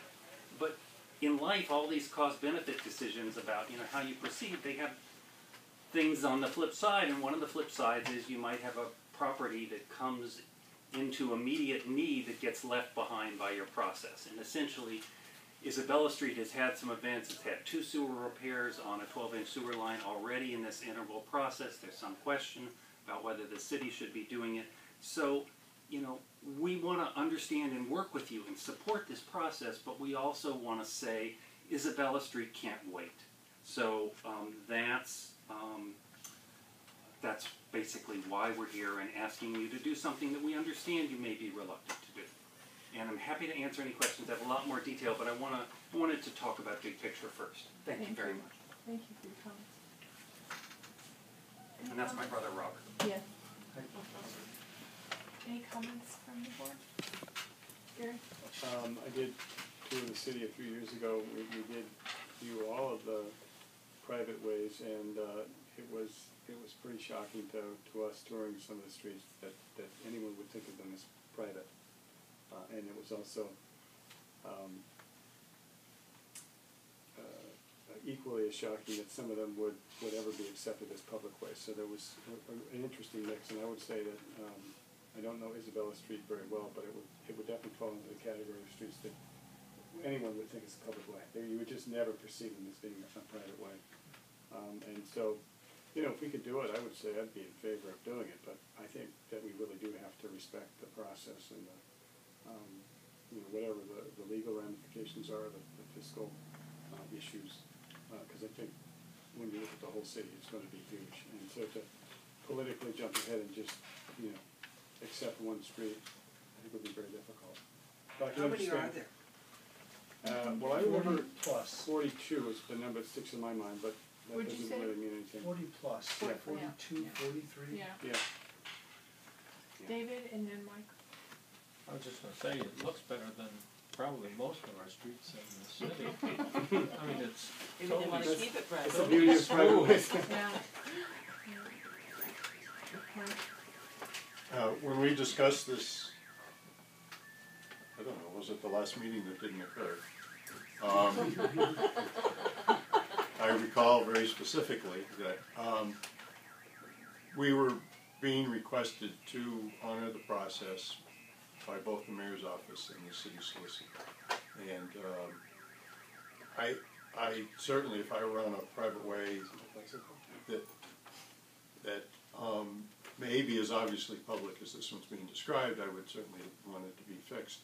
I think it's in the city's interest because of the state law regarding funding of winter maintenance that we take care of this in the next 6 months anyway. And I think that schedule seems at least reasonable to me, and it warrants then honoring the process and not advancing this one out on its own. Okay. Jim, do you have any comment? I'm thinking that we're talking about a 6-month process, which trying to do this specifically, as you all alluded to, the snow removal issue, that the mayor doesn't feel comfortable doing snow removal on this. And so we actually have an outline to get started on this, which is a lot farther than we've gone before, which is creating a policy, having some public comment, creating a policy, creating a sequence of activities which include the public aspect, and then several other remarks. Go ahead. We have a failed sewer line on that street, a 12-inch concrete sewer line. And we're working with the city for some creative ways to lessen the maintenance on this to address it, because we think, based on the layouts of the properties that are affected, there's a more creative solution. But we're working against a construction schedule which really shouldn't happen in winter time. And we're also working against the reality that we have several properties that can have, you know, Robert and I have been managing properties for close to 40 years now. Sewer failures happen rapidly with devastating impacts to the property. So it's nice, and I understand that, but I do, we're not coming to you lightly. Understandable. Yes. Well, you're making a reference to a document that I'm not sure everyone on the board has seen. No, I think it was the idea of putting this out, let's see, it started about, there's a May 4th, so that's like less than a week ago, where it all got put down on paper, and then there was actually an addendum added to that, very small, but a couple changes. And so we haven't actually gotten far enough to make it public to the rest of the board. So, but my point is that there's some intention and some intentional planning and some thought given to this. Jim? What I wanted to say was that there was a meeting with the mayor and the council president, Terry Collane, and myself talking about private ways, and there was discussion about, you know, I think the board has had discussions in the past about sort of streets that are low-hanging fruit. As Gary mentioned, there's some that, like, you know, obviously would seem to be public ways. There are a lot of streets on the other side of the list which might definitely be private ways, and there was some discussion about, you know, should we prioritize the ones that might be easier to deal with? And, you know, in that meeting, I think the conclusion of everybody there was that in order to be for a sense of fairness, that the whole list, the process should be established, and the whole list should be tackled at once along parallel tracks, so they can all be wrapped up this year. And then, you know, the issue of using public money on private ways will be resolved by the time, you know, the winter rolls around. So it was sort of a conscious decision, I think, to look at the entire list and then to work with them together.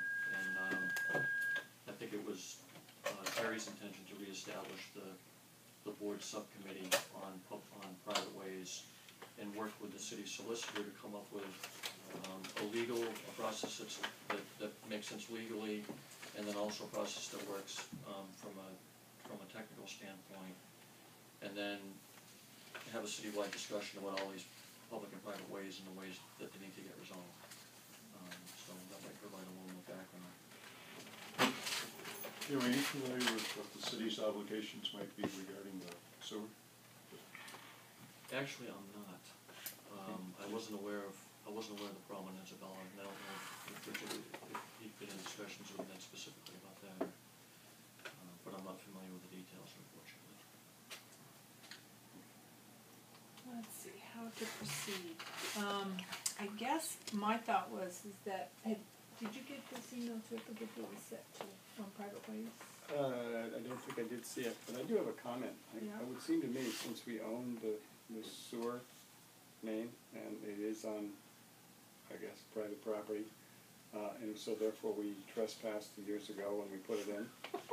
I am in favor of trespassing again and fixing it. There is a complication in that the city, though it clearly is the type of pipe that the city put in, it's a 12-inch, you know, concrete, asbestos concrete. Yeah. There's no record of the city doing it. So the only, well, that's what you do when you trespass. They must have been in at night. Good job. Well, so everybody looks at it and says it looks like a duck and, you know, walks like a duck. Yeah. But they can't find the piece of paper. So that's sort of another piece of the limbo. But you do have ratepayers. Have what? Ratepayers. Yeah. So people are paying rates to receive the service. I think We sure have. I think it is a duck. Since February 12th, 1975. Right. So you're probably you know, you're expecting to get something for those payments. Yeah. So yeah, I think we would be. The only responsible thing for the city to do would be to repair the sewer main before we have a problem. Whether it's a city street or not. We're so glad to see you. I'm sorry for that. That's my feeling. I don't know if I have any legal. Our issue is, well, let me just finish filling it in. So we're talking about the Busa property, excuse me. And I'm going through the email that, the document that Terry produced less than a week ago. And we're talking about because of the snow removal issue that between the meetings that you all had with the mayor, that this is all to be taken care of. By then or by fall, within 6 months is the initial intention, at least when Terry proposed it to me. The concern is the sewer issue. And so can you speak to the possibility of that sewer being repaired while it's, because as Gary put it, we trespassed to put the sewer in, perhaps we could trespass to fix it. Well, number one, we have no record of the sewer that's in the street. As we've heard, yeah. So we don't know what our responsibility is. We have records of the water system that was installed. Yeah. So we know that we installed that, we did replace that. Yeah. It is odd how they ran the sewer all the way down to Williams, or Holly Street, rather than the short run up to Williams Street. I didn't quite understand why that happened. And it's a sole service. It's a large diameter line, 12-inch line for a single service. So it's a real oddity of the sewer line that isn't typical of what we saw installed during our time frame, that we would do that type of work. And like I said, we do have no record of it. I realize that there's an ongoing issue with the sewer there now. We've been trying to look for ideas of how to address that, but we haven't come to a conclusion how that will happen. Is part of the conclusion that you're not sure if you would like to completely rebuild it because the other one went all the way down, went so long to Holly Street instead of up to Williams Street? The issue becomes of us doing work in a private way and spending those resources, enterprise funds, in a private way that, now that we're cognizant of this, I mean, let me jump back 12 years ago when I came on board and all of a sudden we're doing new utility construction in Pocket Avenue, King Avenue, and Warner Row. All new water, sewer, pavement, with enterprise funds and city funds, yet they were private ways. So is Isabella any different than that? No. I can't explain what happened and why that course went 12 years ago when I wasn't in charge. I don't know what happened. So we've had the conversations, and obviously it's easier for that particular property to hook up into William Street, much closer, a little deeper, but it's much closer. It could work, and to leave a future stub for Mr. Duffy, who lives the next parcel down. Right now, I believe Mr. Duffy's sewer runs cross-country through other people's backyards with no easements. So it's kind of a little convoluted mess to some degree that I think we're all trying to sort out. But like I said, we have no record of it being a public sewer. And that's one of the gray areas that we've been discussing. Jim? Just two comments, I guess. One based on what I'm hearing, we have a problem of, there's a sewer problem that needs to be dealt with, and is there a way to deal with that without making this Isabella Street a public way? And then the second question is, does the problem that we're talking about on Isabella Street, I guess, does that rise to a level that separates it from the other 41 streets that need to be evaluated? I think those are really the decisions that we're faced with. Does it make sense? Does this, is this situation so different than the others that it needs to be separated and moved in advance more quickly? Or is the sewer problem something that can be reasonably resolved in a time frame that maybe runs parallel to the acceptance of this street along with the other 41, the resolution of the other 41? The question I have is the sewer pipe, is it only servicing your building? It's not completely clear. There are, let's see, our building is at the William Street side, and the sewer pipe runs all the way 230 feet down to Hawley Street. There's another structure who's only on Isabella Street, Mr. Warren's structure, and he believes his sewer line goes into this, but the DPW did a dye test, and I wasn't there, I don't know, but the report that I had heard from Mr. Huntley is that it didn't go there, but, you know, I guess they didn't even have a map of where this went until we started doing some preliminary exploration. So that may be the case, but there's also another property, Mr. Duffy's property, who thought he was on a public street and whatever, who also needs access. He has no other way to go because he can't go. He can't dig up his he neighbor's can't dig yard. up his neighbor's yard. So I think what. He's not sure where his stuff goes now? Oh, he knows where it goes. It goes underneath his neighbor's yard between two buildings. Okay, but it doesn't go into the pipe that's in question. Right, that's correct. So right now the pipe that has construction problems on it Has nine. is only nine. clearly, obviously servicing your property. That's what we For believe. sure, but possibly one other. And we believe that the solution probably is to have, the ultimate solution for this street is to have two short sections. Most of the construction in residential units are at either end, the Hawley Street or the William Street end. So, and there's sewers on both streets, so you could have a short pipe, relatively short, leading to Williams, and if necessary, a relatively short pipe leading to Hawley Street. You know, but we're open to creative solutions. My surmise is that years ago, there were quite a few larger buildings where the proximal to where the mill was, that's long since been torn down. We think where there's garages now was probably a larger structure that did tie in, 100 years ago to sewers along this street. But when the area had more working mills and mill housing. AC pipe only goes back to 1970 or something time frame, so it's a relative, in terms of that, it's not a turn of the century pipe, but it would be in, the last 40 years probably it was put in. And the one thing that we know, we happen to know who owned the building from the 50s until we got it. And there's a gentleman by the name of Peter Bay and his brother Raymond Bay, and they were local potato farmers, and they were extraordinarily frugal. And we know they didn't run a 12-inch concrete pipe 230 feet away from the building down to Holly Street. Mm-hmm. So, you know, we're trying to avoid getting into the, you know, gosh, it's only those abuses, and if they, you know, first of all, it's 9 families who live in that house, and we didn't put it in, and we know that the Bays didn't put it in, as sure as I can be pretty sure of anything. I'm a little curious about how you're dealing with the problem to date.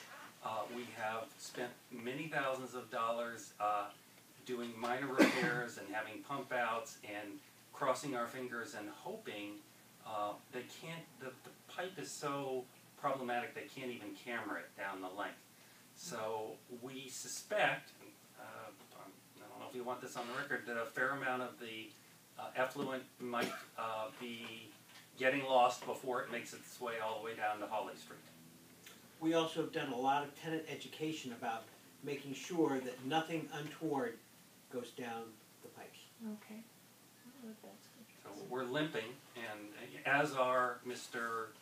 Duffy, who's always been afraid of this, and Mr. Warren, who you know, at any moment in time, if his doesn't go to Isabella Street, then it probably runs under his neighbor's building. Just for a moment, assuming that we might respond to this, setting apart the private way, how much time is involved in trying to address this repair? I'm just curious. I think with opening up the street, replacing the line to a proper connection point, and then closing it back up is probably at max a 2-day repair job. Would you fathom a cost estimate for this? I don't know offhand. I haven't looked at it that far enough to come up with that cost estimate. Do you have a cost estimate from a contractor? He thought that somewhere in the $14,000 range, I think, was what he thought he could do it for, and this was before we got into, he just went ahead all the way out to William Street with a 6-inch line, which would be suitable, I think, was the number. Well, I think Jim, you know, I highlighted the problem is serious enough that, I mean, that Isabella Street arises before the 41 other private ways are on the list. That's one issue. The other issue is that knowing that we have a 6-month window where we're trying to solve the private way situation, although it may not happen in that time, but we have a lot of motivation because of the snow removal issue. I don't have I got another question. Okay, good. Can the city treat their building as a single service and just install a service to the street line and have them connect? That is one thing that we discussed, the issue of coordinating 2 contractors and 2 cuts. It makes sense that it be just done in one clean sweep rather than all of a sudden if we put the pipe at this grade and he says, oh, I'm hitting it. It makes sense for a coordinated approach, and we've had that discussion. But if you're talking about the expenditure of public funds, normally don't we just go to the street line? We do go to the street line for repairs, however, if let's say a new house got built on XYZ Street and they wanted to hook into the sewer line in the street at the main, they would pay for the entire hookup and enter into the line. They would pay for the contractor. So it's a little bit different when we're doing a new connection. This is an existing connection. I've talked to Mr. Abuza about waiving the fees because he is an existing customer, so that there would be a fee in the tie-in and things of that nature, but it doesn't come anywhere near a $10,000 or $14,000 bill. I think it's a $200 entry at the main, Mm-hmm. but we do waive it as we have historically in the past for existing customers. Is it possible that we could consider, splitting the process as a way of addressing the fact that it would solve a particular problem and, that it would solve a particular problem and in the event that there is no decision on private ways until, I mean, even if we make even if we solve the problem with private ways, then we're out of the construction season, it might actually go into a year. I mean, this would be Or is treated, that setting precedent? it would be different than what we've done in the past. Mm-hmm. So it could be setting a new precedent, you could look at it that way. Mm-hmm. Like I said, it's typically not how we do business, Mm-hmm. historically, Mm-hmm. as far as service connections go. Mm-hmm. My concern is if we do move this forward and decide to push Isabella Street forward for street acceptance with the known defects, Mm-hmm. and all of a sudden we're gonna be responsible for fixing these defects in its entirety too.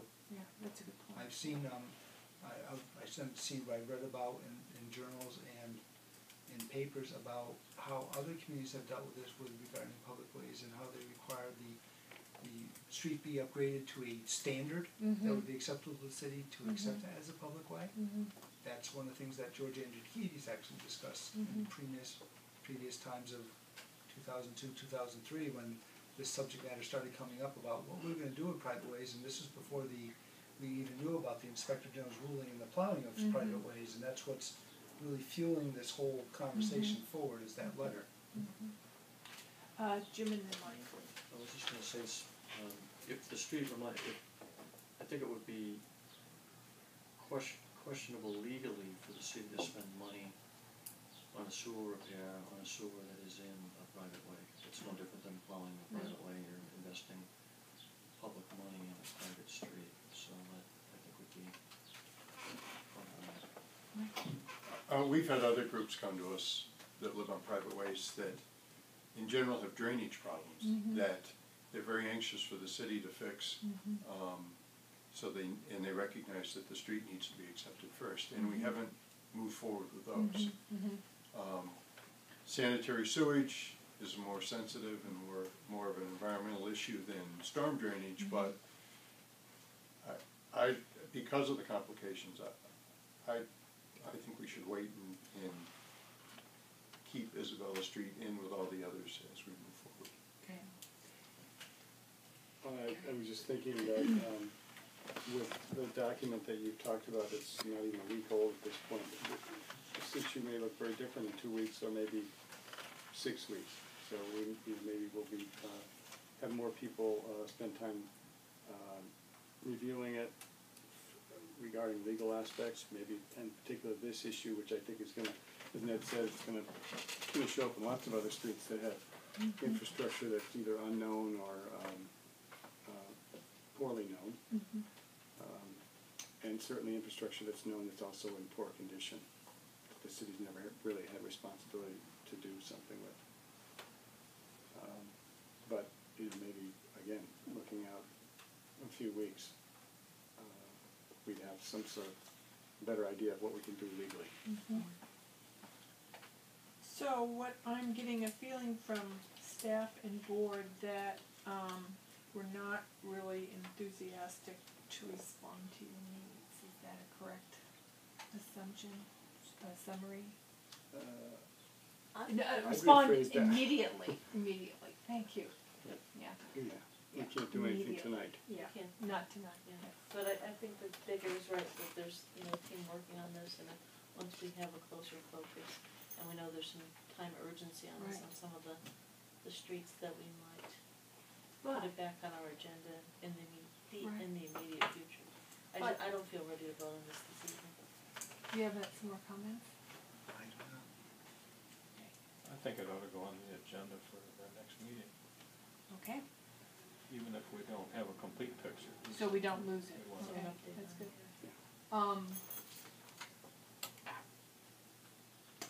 I was, It's on the oh agenda yes, for Jim. tonight. Just one thing. Yes, I see that.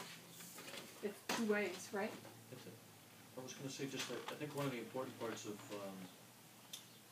announcing, the issue of private ways and the fact there are so many streets that need to be evaluated.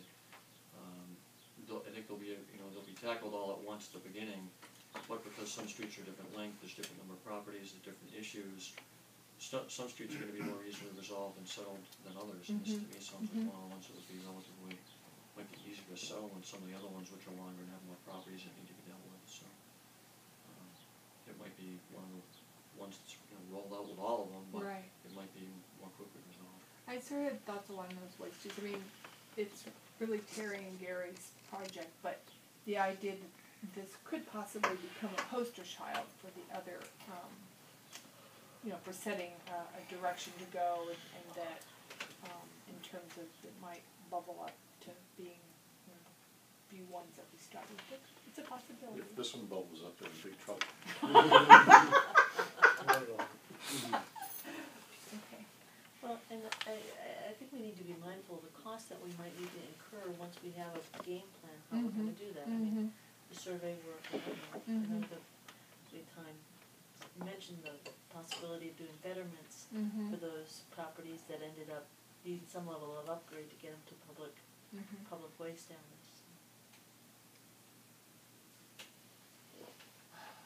All right. I don't think we have a solution for you. Well, thank you for your time, we appreciate it.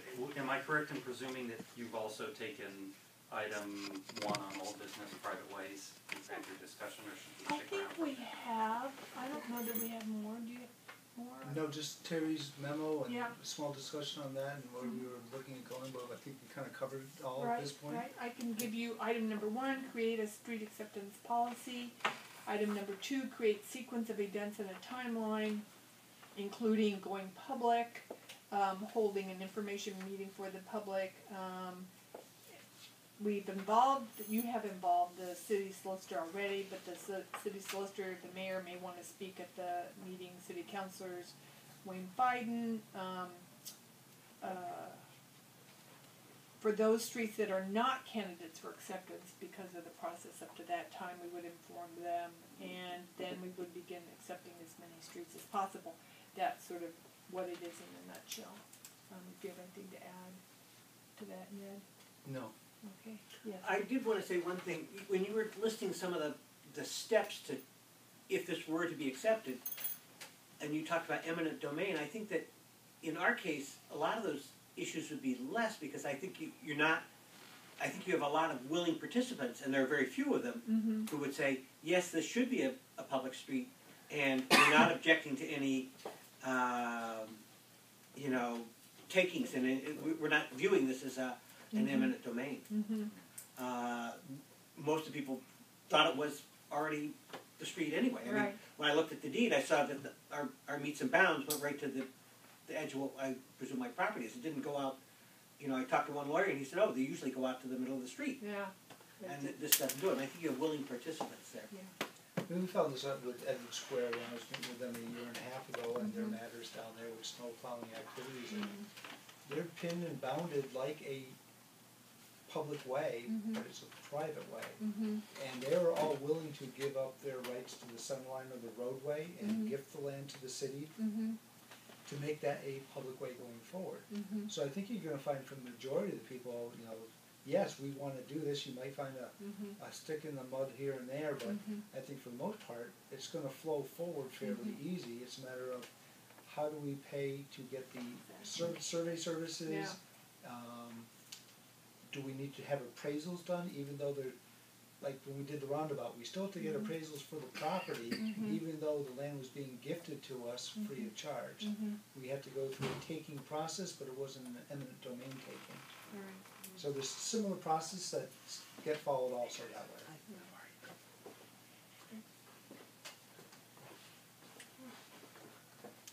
Okay. So I'm going to assume that the private ways under old business is taken care of. Are you here for a specific reason? This is Mr. Warren, who is also on Isabella Street. Yes, we just concluded Oh, a you did? discussion of that, and perhaps your music friends could you in on that. Okay, sounds good. All right, West Thank Street. you. Thank you very much for coming. Okay, so that means that we're on the agenda for next meeting to be discussed? Yes, at Okay. this point. At this point. We hope that a little bit more will have moved along that particular, Thank you for your comment. time and patience. Although, I'm not sure Terry will be back soon enough to progress this any farther. I actually knew he was leaving, but I didn't know he was leaving yesterday, so I don't know when he's coming back. Anybody have a feeling for when he's coming back? No. Where'd he go? Rome. Yeah. Okay. Okay, West Street levy art installation, shall we move on to that? Second. Do we need to do anything? Well, the art is already installed. Wait a second. It's actually installed in one location on the West Street concrete embankment.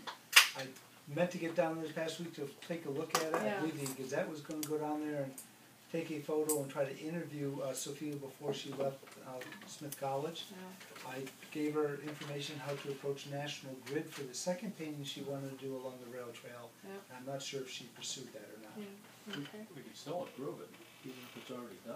I think we have to. You have You to. Or we, or we could, Yeah. we could argue about it. And say we don't want it to happen. Was there a second on MJ's motion? Yes. I did second. All right, all those in favor? Aye. All right.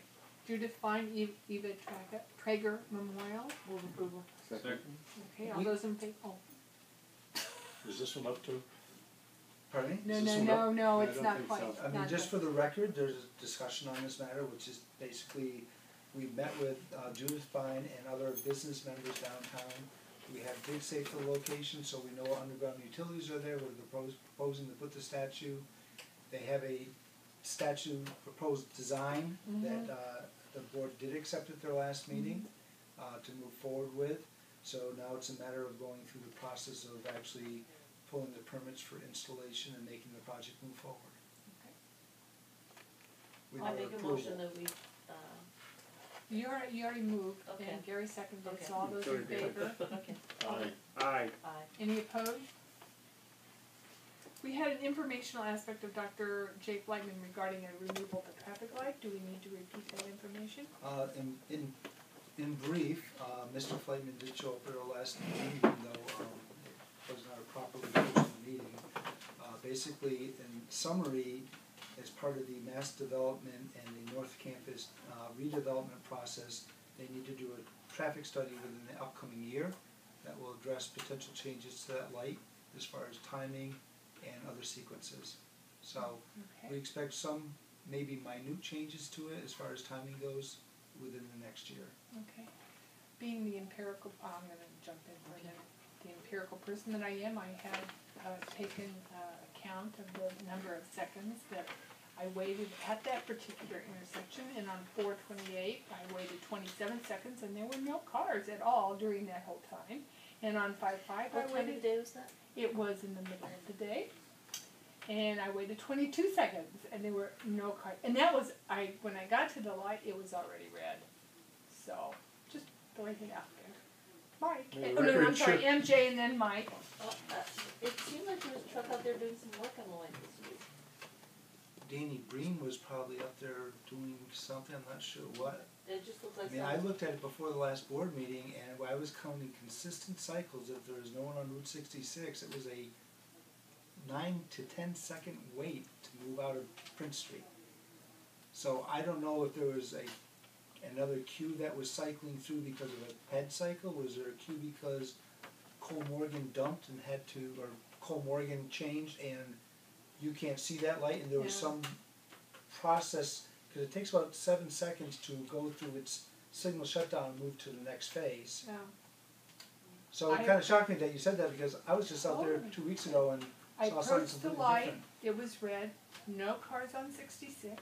I waited that many seconds before it changed again. So I'm just giving you the empirical data.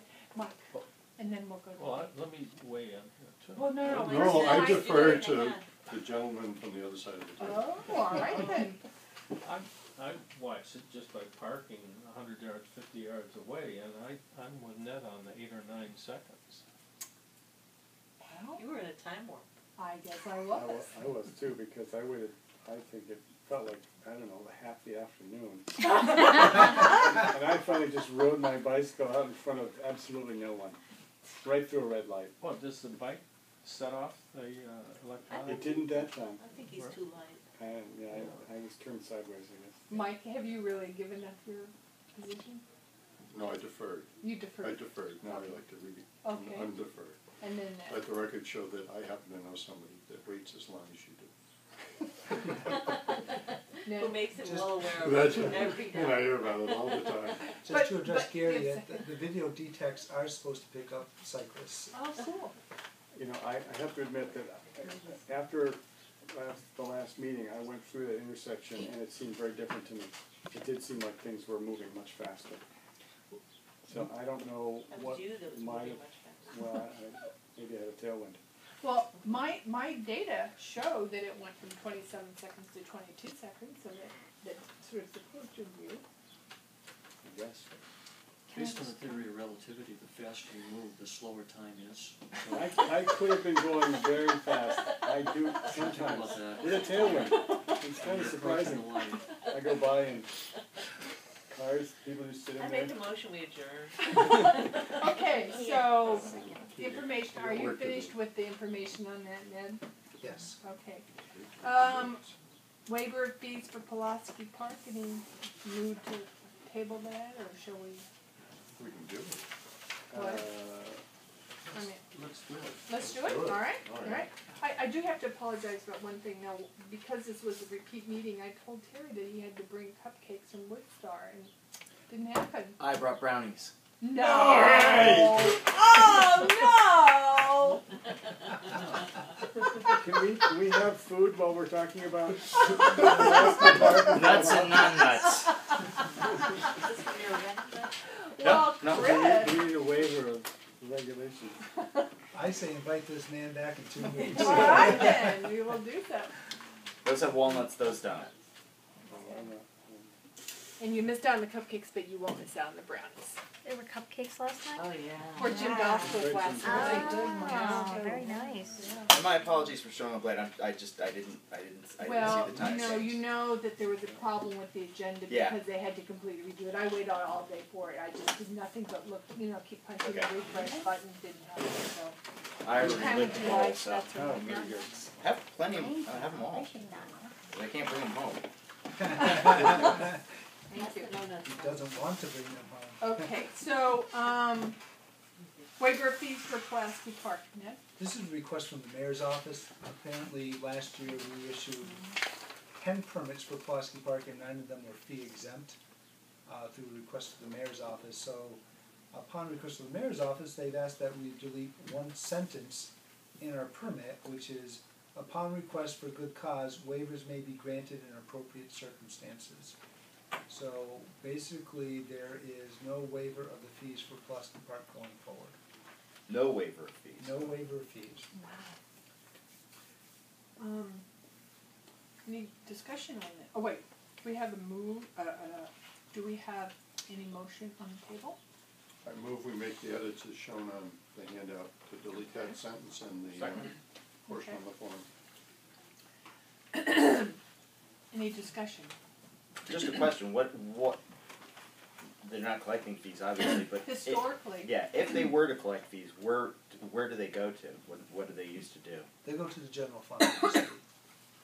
Historically, for certain events, the previous mayor would waive the fees for an event that was a fundraiser or something like that. So he wants, across the board, the current mayor wants to completely do away with that. So we've had a motion on the floor to accept the edits as provided, and it's been seconded. Any more discussion, Gary? We had someone here tonight who was asking about growing food in Pulaski Park, and I'm wondering how this permit might be modified to recognize that kind of activity. And what I was actually looking at is that there's this fee here that says, the sentence that says, "Power shall be supplied by the city for a fee of $35." The issue came up about water. I'm wondering if there ought to be some, as we take away something, we add something like that, something to refer to that. Yes. I don't think that needs to be in this permit, I think that can be addressed in the use of the Pulaski Park policy that you've set. And the guidelines for using Pulaski Park, that's where that comes into play rather than a permit process. So are It you, is kind of questionable, they say no food allowed in the park yet. I know. Or it's not good no food in the park. No ungrown food is Right. allowed in the Is it food until it's harvested? or eaten. I don't, So you can pick it, but you can't leave. No, you can grow it, but you can't pick it. Oh, you can't harvest it because there's no food allowed. You can pick it, but you can't eat the bigger issue would be, do we now also need to put on the agenda for next time a modification of the Pulaski Park guidelines? Are you saying that that if we, that was strictly dealing with Miss Tanner, when she was Uh-huh. here tonight, and Okay. dealing with that particular issue with potential water use and things of that nature. I think this policy, or this changing the permit process is pretty straightforward. okay, It doesn't need modified more than that, it's just, there's no waiver of the fees going forward. okay. And our current regulations still apply. It sounds like Ms. Tanner is looking to maybe do something next spring at this point, so we have some time to address that. Okay. All right, any further discussion? All those in favor of waiving the fees for Pulaski Park? Aye. Aye. That'll save some time in the next year, I think. Maybe an hour total through the whole year. Maybe. Oh my goodness, contracts. Are you ready to go? I move that we approve a contract for catch basin frames in the amount of $11,968 to EJ Prescott, Inc. Is there a second to that? Second. This is our annual replacement. We buy enough frames and grates to last us a year. It's just a set amount. I believe there's 20 frames and 20 grates that we purchase under this contract. So it's basically supplying our needs for the construction season. So all these contracts that we signed 2 weeks ago, we have to re-sign everything? No, No. I checked with the city attorney, you don't. Okay. All those in favor for the contract for catch basin frames and grates? Aye. Any opposed? Item number 14, change order number 1 to contract number 4310 for water meters and electronic transmitters to EJ Prescott Incorporated in the amount of $22,982.82. Move approval. Second. We try to replace all our meters that are in excess of 20 years old on a regular basis. With that, we ran shy of what we thought we would put out this year. So this is a 25% increase in the original contract price, which is the maximum that we can do under public procurement. So the contract goes from $91,931.30 to a total of $114,914.12. Like I said, it's an annual program we take to replace old meters in the city to make sure that they're reading properly. I'm not understanding it because this says 22,000. That's the change order. That's the increase, That's the okay. change order. Thank you. Any discussion? All those in favor? Aye. Opposed? Item 15, change order number 9 to contract number 2702 for landfill operations to Solid Waste Solutions in the amount of $9,028.52. Move approval. Second. This was a change order due to the storm-related debris from the October snow event that we had. We had these huge piles of materials that we collected up at the facility, and this was for grinding services to chip them down. DEP, as part of that collection effort and storage at the landfill, required us to process those branches and material within a 90-day period. So that's what this does. This is being paid out of snow and ice. It's not being paid out of the Solid Waste Enterprise Fund. Is any of that part of the refund that we're getting from? It is. So it has a 75% reimbursement from FEMA. We are still working on the trucking component to move the wood chips off-site because they do have some issues when they're left in large piles for a long period of time. They start smoking and sometimes can catch fire. So we have a estimate to truck them down to a facility down in Agawam, and that's another $5,200 and change. We haven't executed that change order yet. We'll be coming to you, but that is also reimbursable by FEMA at 75%. All those in favor? Number 16, contract for water supply dam inspections to GZA Geo Environmental in the amount of $27,600. Move approval. Second. We are required by the Office of Dam Safety to do inspections of our high hazard dams every 2 years. So this is a proposal from GZA to do inspections of these high hazard dams every 2 years. It also includes a task to do 6-month follow-up inspections at the Upper Roberts Mill Dam. Because that high hazard dam is in poor condition, the Office of Dam Safety is requiring 6 inspections to be done at a 6-month interval. So it's basically keeping up with our inspection compliance program. David? Is it really in bad condition, or is it just technically in bad condition? The Upper Roberts one you're referring to? Yeah. It's in bad condition. You think it's gonna flow away downstream sometime? That might be the best thing that could happen. Would save money if it did. Believe me, the city would save money. But we have to show that we're taking prudent steps to prevent that from happening. And that's, the purpose of the 6-month interval obviously is to monitor any changes in the dam and the structure and the embankments to make sure that there isn't any imminent hazard associated with poor condition of the dam. So that's why that one is done twice a year, and the others are done every 2 years. What are our high hazard dams? Are the Upper Roberts and the others are? They're all high hazard. Ryan, West Whately, Mountain Street Reservoir, Upper Roberts, Middle Roberts, and Yosemite Beach. All of them are high hazard and only Upper Roberts is the one important. Just for Chris and for David, we went through a whole process of doing public hearings on the Upper Robert. You could actually see there had been a lot of silt that formed. You could see a wall sort of angling in, is what I remember, sort of. So it's not in very good condition. It looks to me to be in very good condition.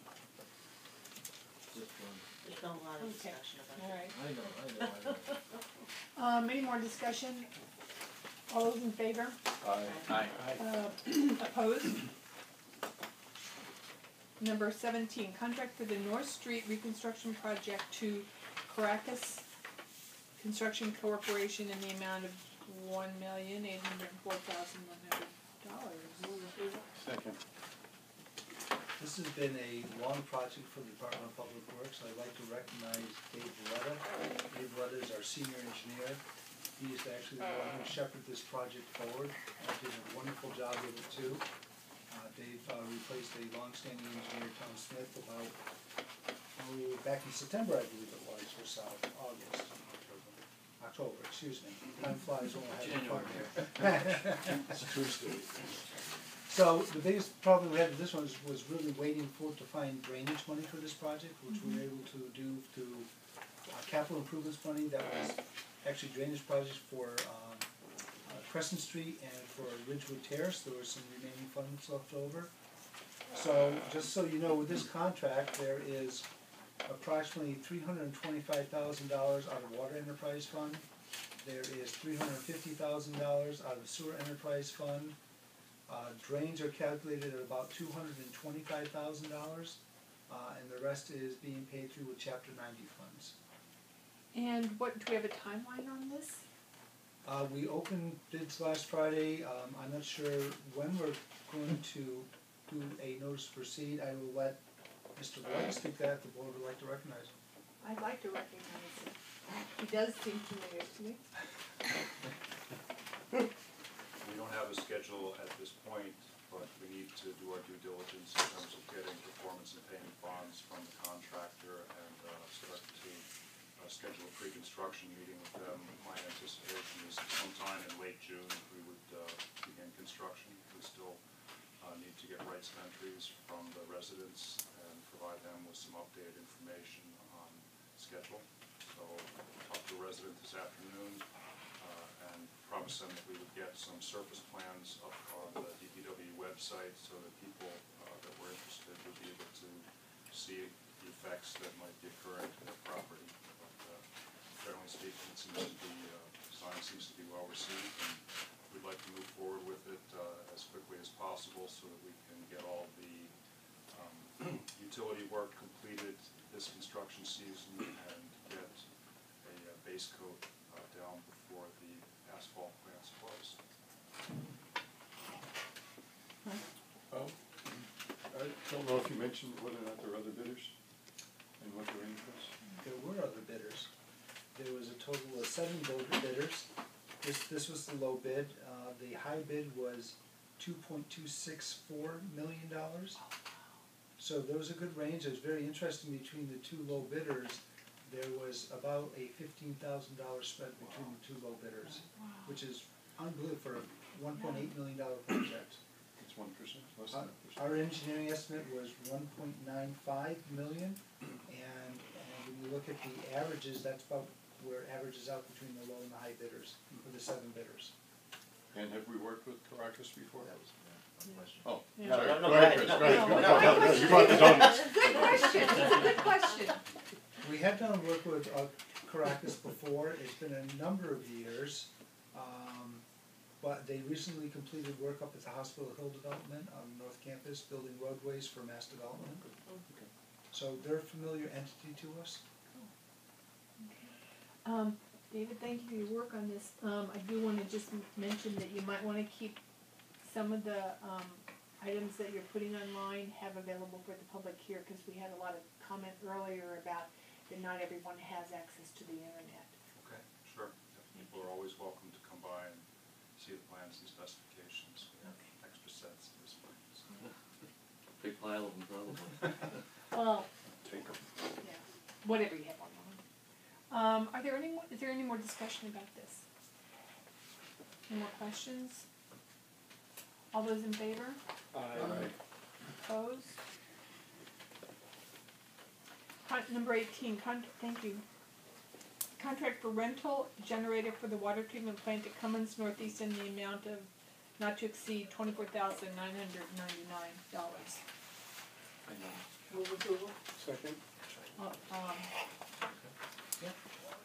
This is an emergency procurement contract for backup generators at the water treatment plant. We've been having issues with the generator for the plant, and because the generator is down for evaluation and repair right now, we need to have a contract to get an emergency generator out to the treatment plant. So we have one out there on the trailer right now. We had discussed procurement with Joe Cook, and we did get 3 bids for the emergency generator, and they range in a weekly value from the low for Cummins Northeast for $2,263 weekly. The high was Andrus Power Solutions at $4,550 weekly. So emergency contract for an emergency generator. The problem with the generator that we have at the plant was a block heater thermostat that failed, and it caused excessive heat, causing the head gasket in the generator to develop leaks and fail. So the city has a citywide contract with Missile Power Systems. They've had technicians up there working on repair of the generator. We're hoping that they'll be done shortly. Is anybody else curious why the generator, it seems awfully quickly, it seems to have failed awfully quickly given the age of the water treatment plant? I don't think that we disagree. We've had some discussions with water treatment plant staff. We're very, very careful about all the equipment that we run to make sure that we run the generator weekly to test it to make sure that things are running appropriately. We're trying to do a little evaluation ourselves to figure out why there was a problem that arose to the point where the head gasket got blown out there. When, I'm sorry, when did this occur? Last week of April. So we're looking to see, one of the problems I think was that we had no way of measuring temperature in the block heater for the generator. So there was request to Mesa Power Systems to see if the temperature gauge could be installed, that we could check daily, to keep a better handle on that. We're also considering having more frequent preventive maintenance done on the generator, so that if there are problems that arise, we can have them looked at. Our operators are great because they identify problems, and we haven't been entirely happy with Mesa Power Systems, and they have a citywide contract. We've had some issues with them, according to our chief operator at the wastewater plant, and we're not really in sort of a finger pointing mode. We're trying to evaluate how can we identify problems before they reach the point where we have to expend a lot of money in emergency rental generators and that sort of thing. And power's a real sensitive thing, obviously, we've talked about it many times. Gary? I'm just curious how often it's exercised and for what the duration is. And did this come up during normal exercise, or was it in use for some reason? It wasn't in use. We exercise it weekly. And I believe, I've got a long email here, but I believe we had identified the leaking of fluids and had passed some of that information along to the rep from Mesa Power Systems.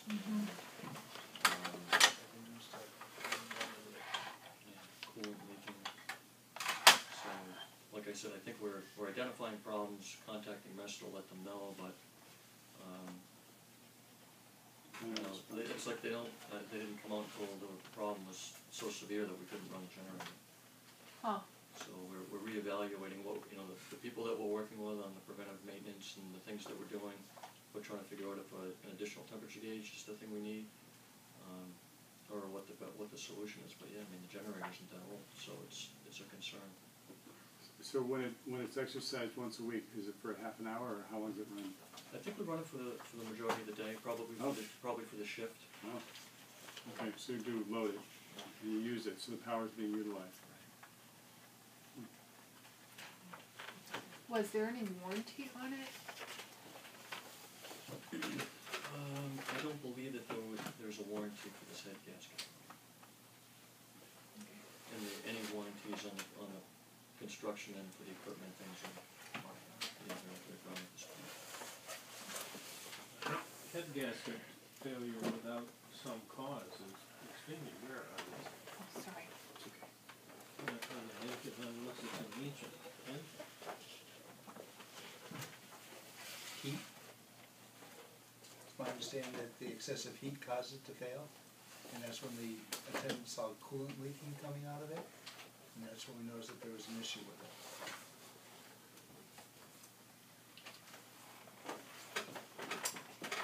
You are looking into potential causes and Right. How can we prevent one of these discussions about how can we prevent this from happening? yeah, right, that'd be great. Any further discussion on the rental generator? All those in favor? Aye. Opposed? Recommendation for the discontinuance of a portion of Turkey Hill Road.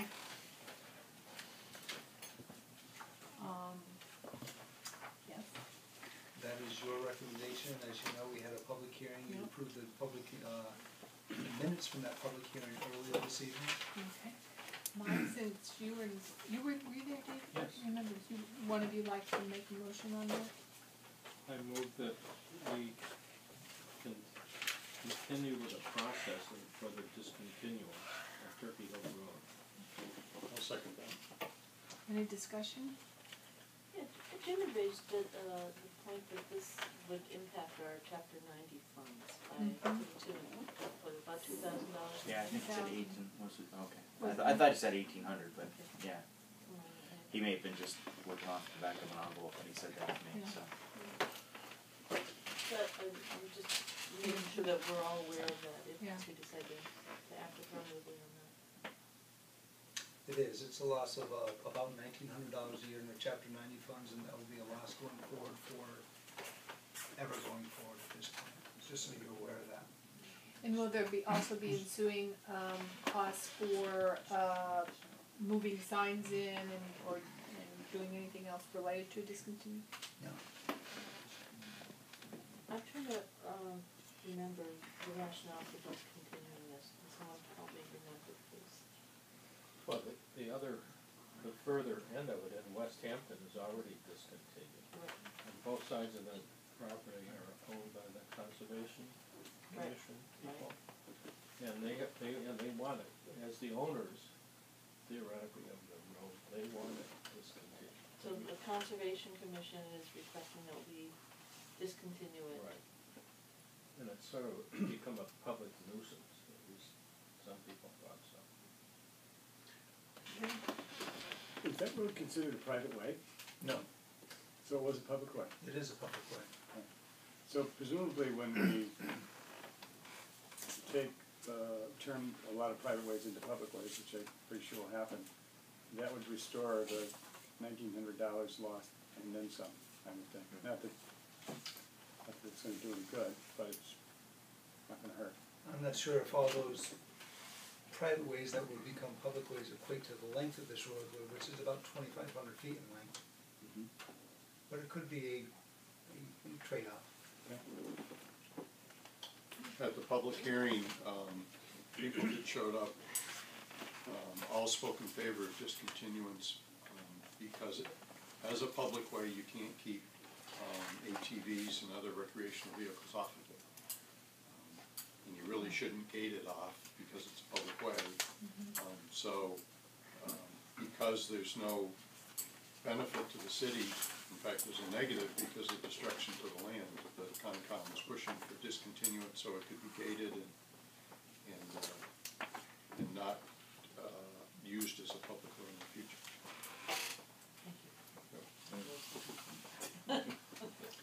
So the motion that was out there really needs to say that this is a positive recommendation by the Board of Public Works to the City Council for the discontinuance of Tribute Road, So moved. not to continue the process. Okay. All right, all those in favor? Aye. Did you get Ned's, I'll get it on paper. all right,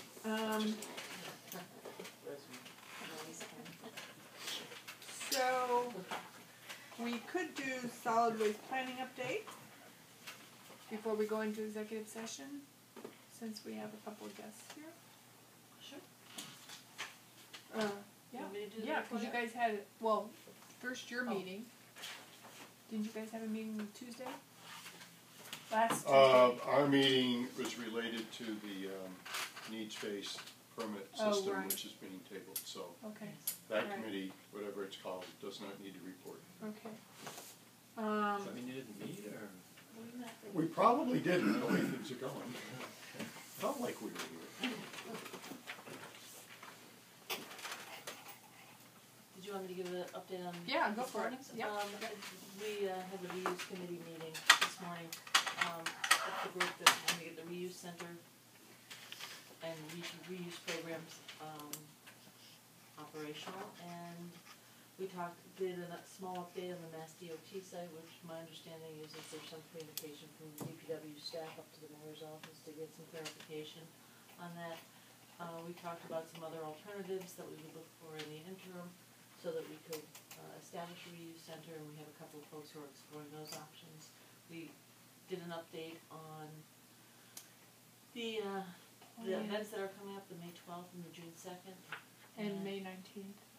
May 12th, May 19th. It's not sponsored by the city, but we talked about that. And then we very briefly discussed the proposal by Harvest Power.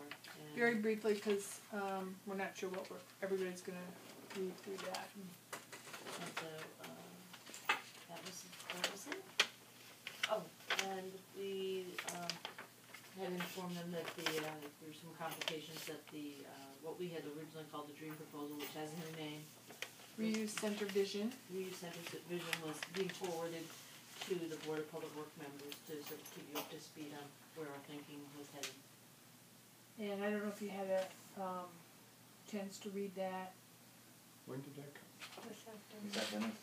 So I'd move that we table We're it tabling to next meeting. Can I ask a question? Sure. My and I did read that. I thought it was very interesting. But what's the status of the DOT site and our relationship with it? Well, my understanding is that, we were in the process, the city was in the process of getting ready to accept it from Mass DOT. There had been negotiations with, Mayor Higgins and Mass DOT, but nothing was, it never got to the point where the land was transferred. Right. But the new mayor, and you might be able to speak more clearly about this, is that there's some concerns about some liability with some cleanup issues in the backside. Right. And so, the deed transfer has been stalled. Gotcha. Okay. There is a request from the committee to see if it's possible that we could use the front portion of that area for if we were to rent Yeah, with the containers. Containers, yeah, okay. yeah. But my assumption would be there'd be no sort of, if that was to go forward, it wouldn't abrogate anybody's responsibility with regard to the rest of the facility, environmentally and any of that stuff. That would be absent of the settlement of that stuff. My understanding is that it's between the mayor and the attorney, our city attorney, to make some decisions about how clean or unclean, Yeah. or what liability What they is wanna clean? accept. Yeah. Okay.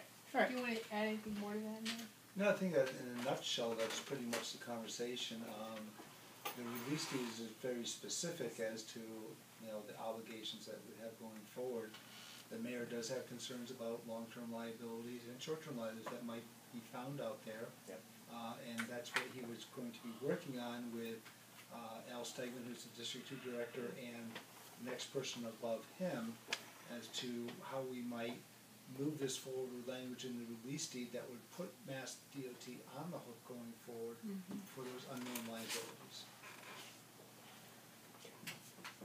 Okay? Yep. So I'm thinking that executive session is still on the agenda. Make a motion that we go,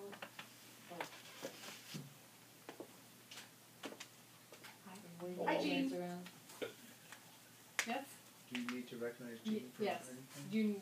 Are you here on any specific issue or, Oh, I just wanted to give you an update on the Trinity Park, on Trinity Park? for the fountain. We got the money. Great. Just wanna let you know. And right now, we're formulating a plan, which will just be a format, Great. to give to the director. I see he's smiling, can't wait to get started. But it's been 2 years, and just really quick, just in the sale of T-shirts, we generated $3,465. Wow. And I'll tell you how many T-shirts that equates to, because each T-shirt cost us $11 and we sold them for $15. So that's how many Florence 01062 T-shirts there are out there. So people were really on board, and Jim was at the meeting last night, and it was just tremendous. Everybody, it was a positive atmosphere, and I just feel great about it. And we're actually going to be able to do more enhancements than just the fountain. So. And what would those be? Oh, we got Roller whole coasters? plan: sidewalks, bricks, lighting, or the new move the flagpole. You name it, we got. It's gonna. We've looked at that place for all my life, and I don't think the fountain has run. It ran once 10 years ago for a very short period of time. We're going to keep filling it with trucks, Right. because the system was bad, and now when you go by the one up in the center of Florence, it's beautiful. I mean, it just looks great. I mean, you feel good driving by it. It's that one of those warm, fuzzy things that you want to see. So the community has really stepped up here, and it's going to be great. The total budget's a lot more than $3 grand though, I mean, to do all the things that everybody's talking about, so. Oh, yeah. Certainly a great effort in getting $3 grand together, but what was the total budget again for Well, all the the $11,000 was for the fountain, as per Ned and Richie. And then I was looking for $15,000, because we're gonna do a couple of other things, like move the flagpole out of the tree. If the tree grows around the flagpole, so, and then move it to the firefighter memorial. Right. And then put lighting in front of that, and light the memorial and the flagpole with the same unit. Without shining anybody's house. So fundraising remains, bring your checkbook. Yeah, so, but it went well. Florence Mercantile stepped up, Florence Casket Company, Florence Savings Bank, East Hampton Savings Bank, Northampton Cooperative Bank, all of the people that bought T-shirts, the fellow that drives, lives across the street from the park that has the little stone wall in front of his house that's relatively new in the last couple of years, actually took a T-shirt, gave us a check for $200, and then gave us $15 in cash for the T-shirt. I said, well, you can have the T-shirt for the $200 check, and he says, well, that would take away from the donation. He says, so even the neighbors are on board. So we're gonna do a closed mailing, all of 01062, Yeah. and have big hoopla. And will the next T-shirt say Florence City of Fountains? There you go. Who knows? But there was a little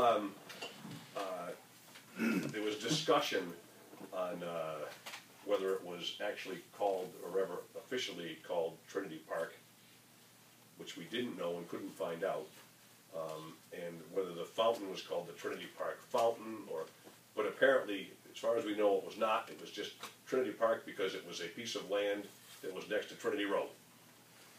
And how did Trinity Road get its name? It's got 3 houses on it. Oh. So the developer called it Trinity Road, built 3 houses. Had nothing to do with the Holy Trinity. We won't get involved in that. They're trying to mix that in with it. Yeah. So, thank you very much. Thank you. Great, thank you for sharing. Congratulations. It's So does exciting. this mean budget is over with at the Yes, city? yes. So you're done City with it? Council is done with the budget, so, and I missed last night's budget hearing, which nobody can believe because I was at the Trinity Park. Oh. We had scheduled this. I've been doing this for 2 years, so anyway, I'll watch it on TV. So, Okay. you guys are having executive session now? Yes, we are. Okay, and the vote was unanimous, I'm sure, on the water and sewer? Yes. It would, and I just want to say that in the charter review, I defended the board's autonomy on the water and sewer rates because we did not have the expertise on the city council. I probably know more about the water and sewer in the city of Northampton than anybody on the council, and I don't know anywhere near enough to even pretend that I could set a water and sewer rate. But I think in your preservation of the autonomy and your protection of autonomy, maybe a public hearing or something could happen and you could explain just exactly what it is, because as soon as they saw it in the newspaper, and nobody knew, it just all of a sudden it hit the newspaper, my email clogged up, my machine fills up, my cell phone filled, nobody could get a hold of me because it filled up every time I dumped it out. One of the things that we realized after tonight's discussion was that the board itself has started to go have tutorial sessions with the staff on the budget previous to looking at the budget and voting on it, that maybe we would do something similar for the public. Yeah, and I think it would behoove all of us if at some point here in the very near future that you could hold a public hearing and let everybody know just exactly why the rates go up, and because people don't, because especially the people that are working 2 jobs trying to survive today, they don't have time to pay attention to what the hell goes on in the city. And I'm trying to work and do all this, and it's nearly impossible, right? And I miss some things. So it's just a good idea, just for the preservation of the autonomy, because I hate to turn into a political football, the water and sewer rates, because if I have 100 people on my ward telling me that they are furious about the water and sewer rates, and I jump right on board with them and say, yeah, geez, there's 100 votes. But if I do that just to get reelected and not really look in 2 years what comes down the line 10 years from now or 20 years from now, I haven't done anybody any services, especially not my constituency. So I think everybody needs to be aware of just exactly what it costs and how it is and where the money goes that comes in. It doesn't just come in and get spent, but people just absolutely, they just want to know. I mean, the city has been extremely generous in overrides and everything, and I think if they get an explanation or if they actually have a chance to weigh in on something, it makes it look better for everybody. So I'm just venting because now I'm also dealing with ball fields that came up today, so it's constant. Yeah. So thank you very much. Thanks very I'll much. see you guys. Thank you. Bye-bye. I make a motion to go into executive session for the purposes of discussing land acquisition. Thank you, Dave. Second, Thank you. David. Second. All those in favor? Aye.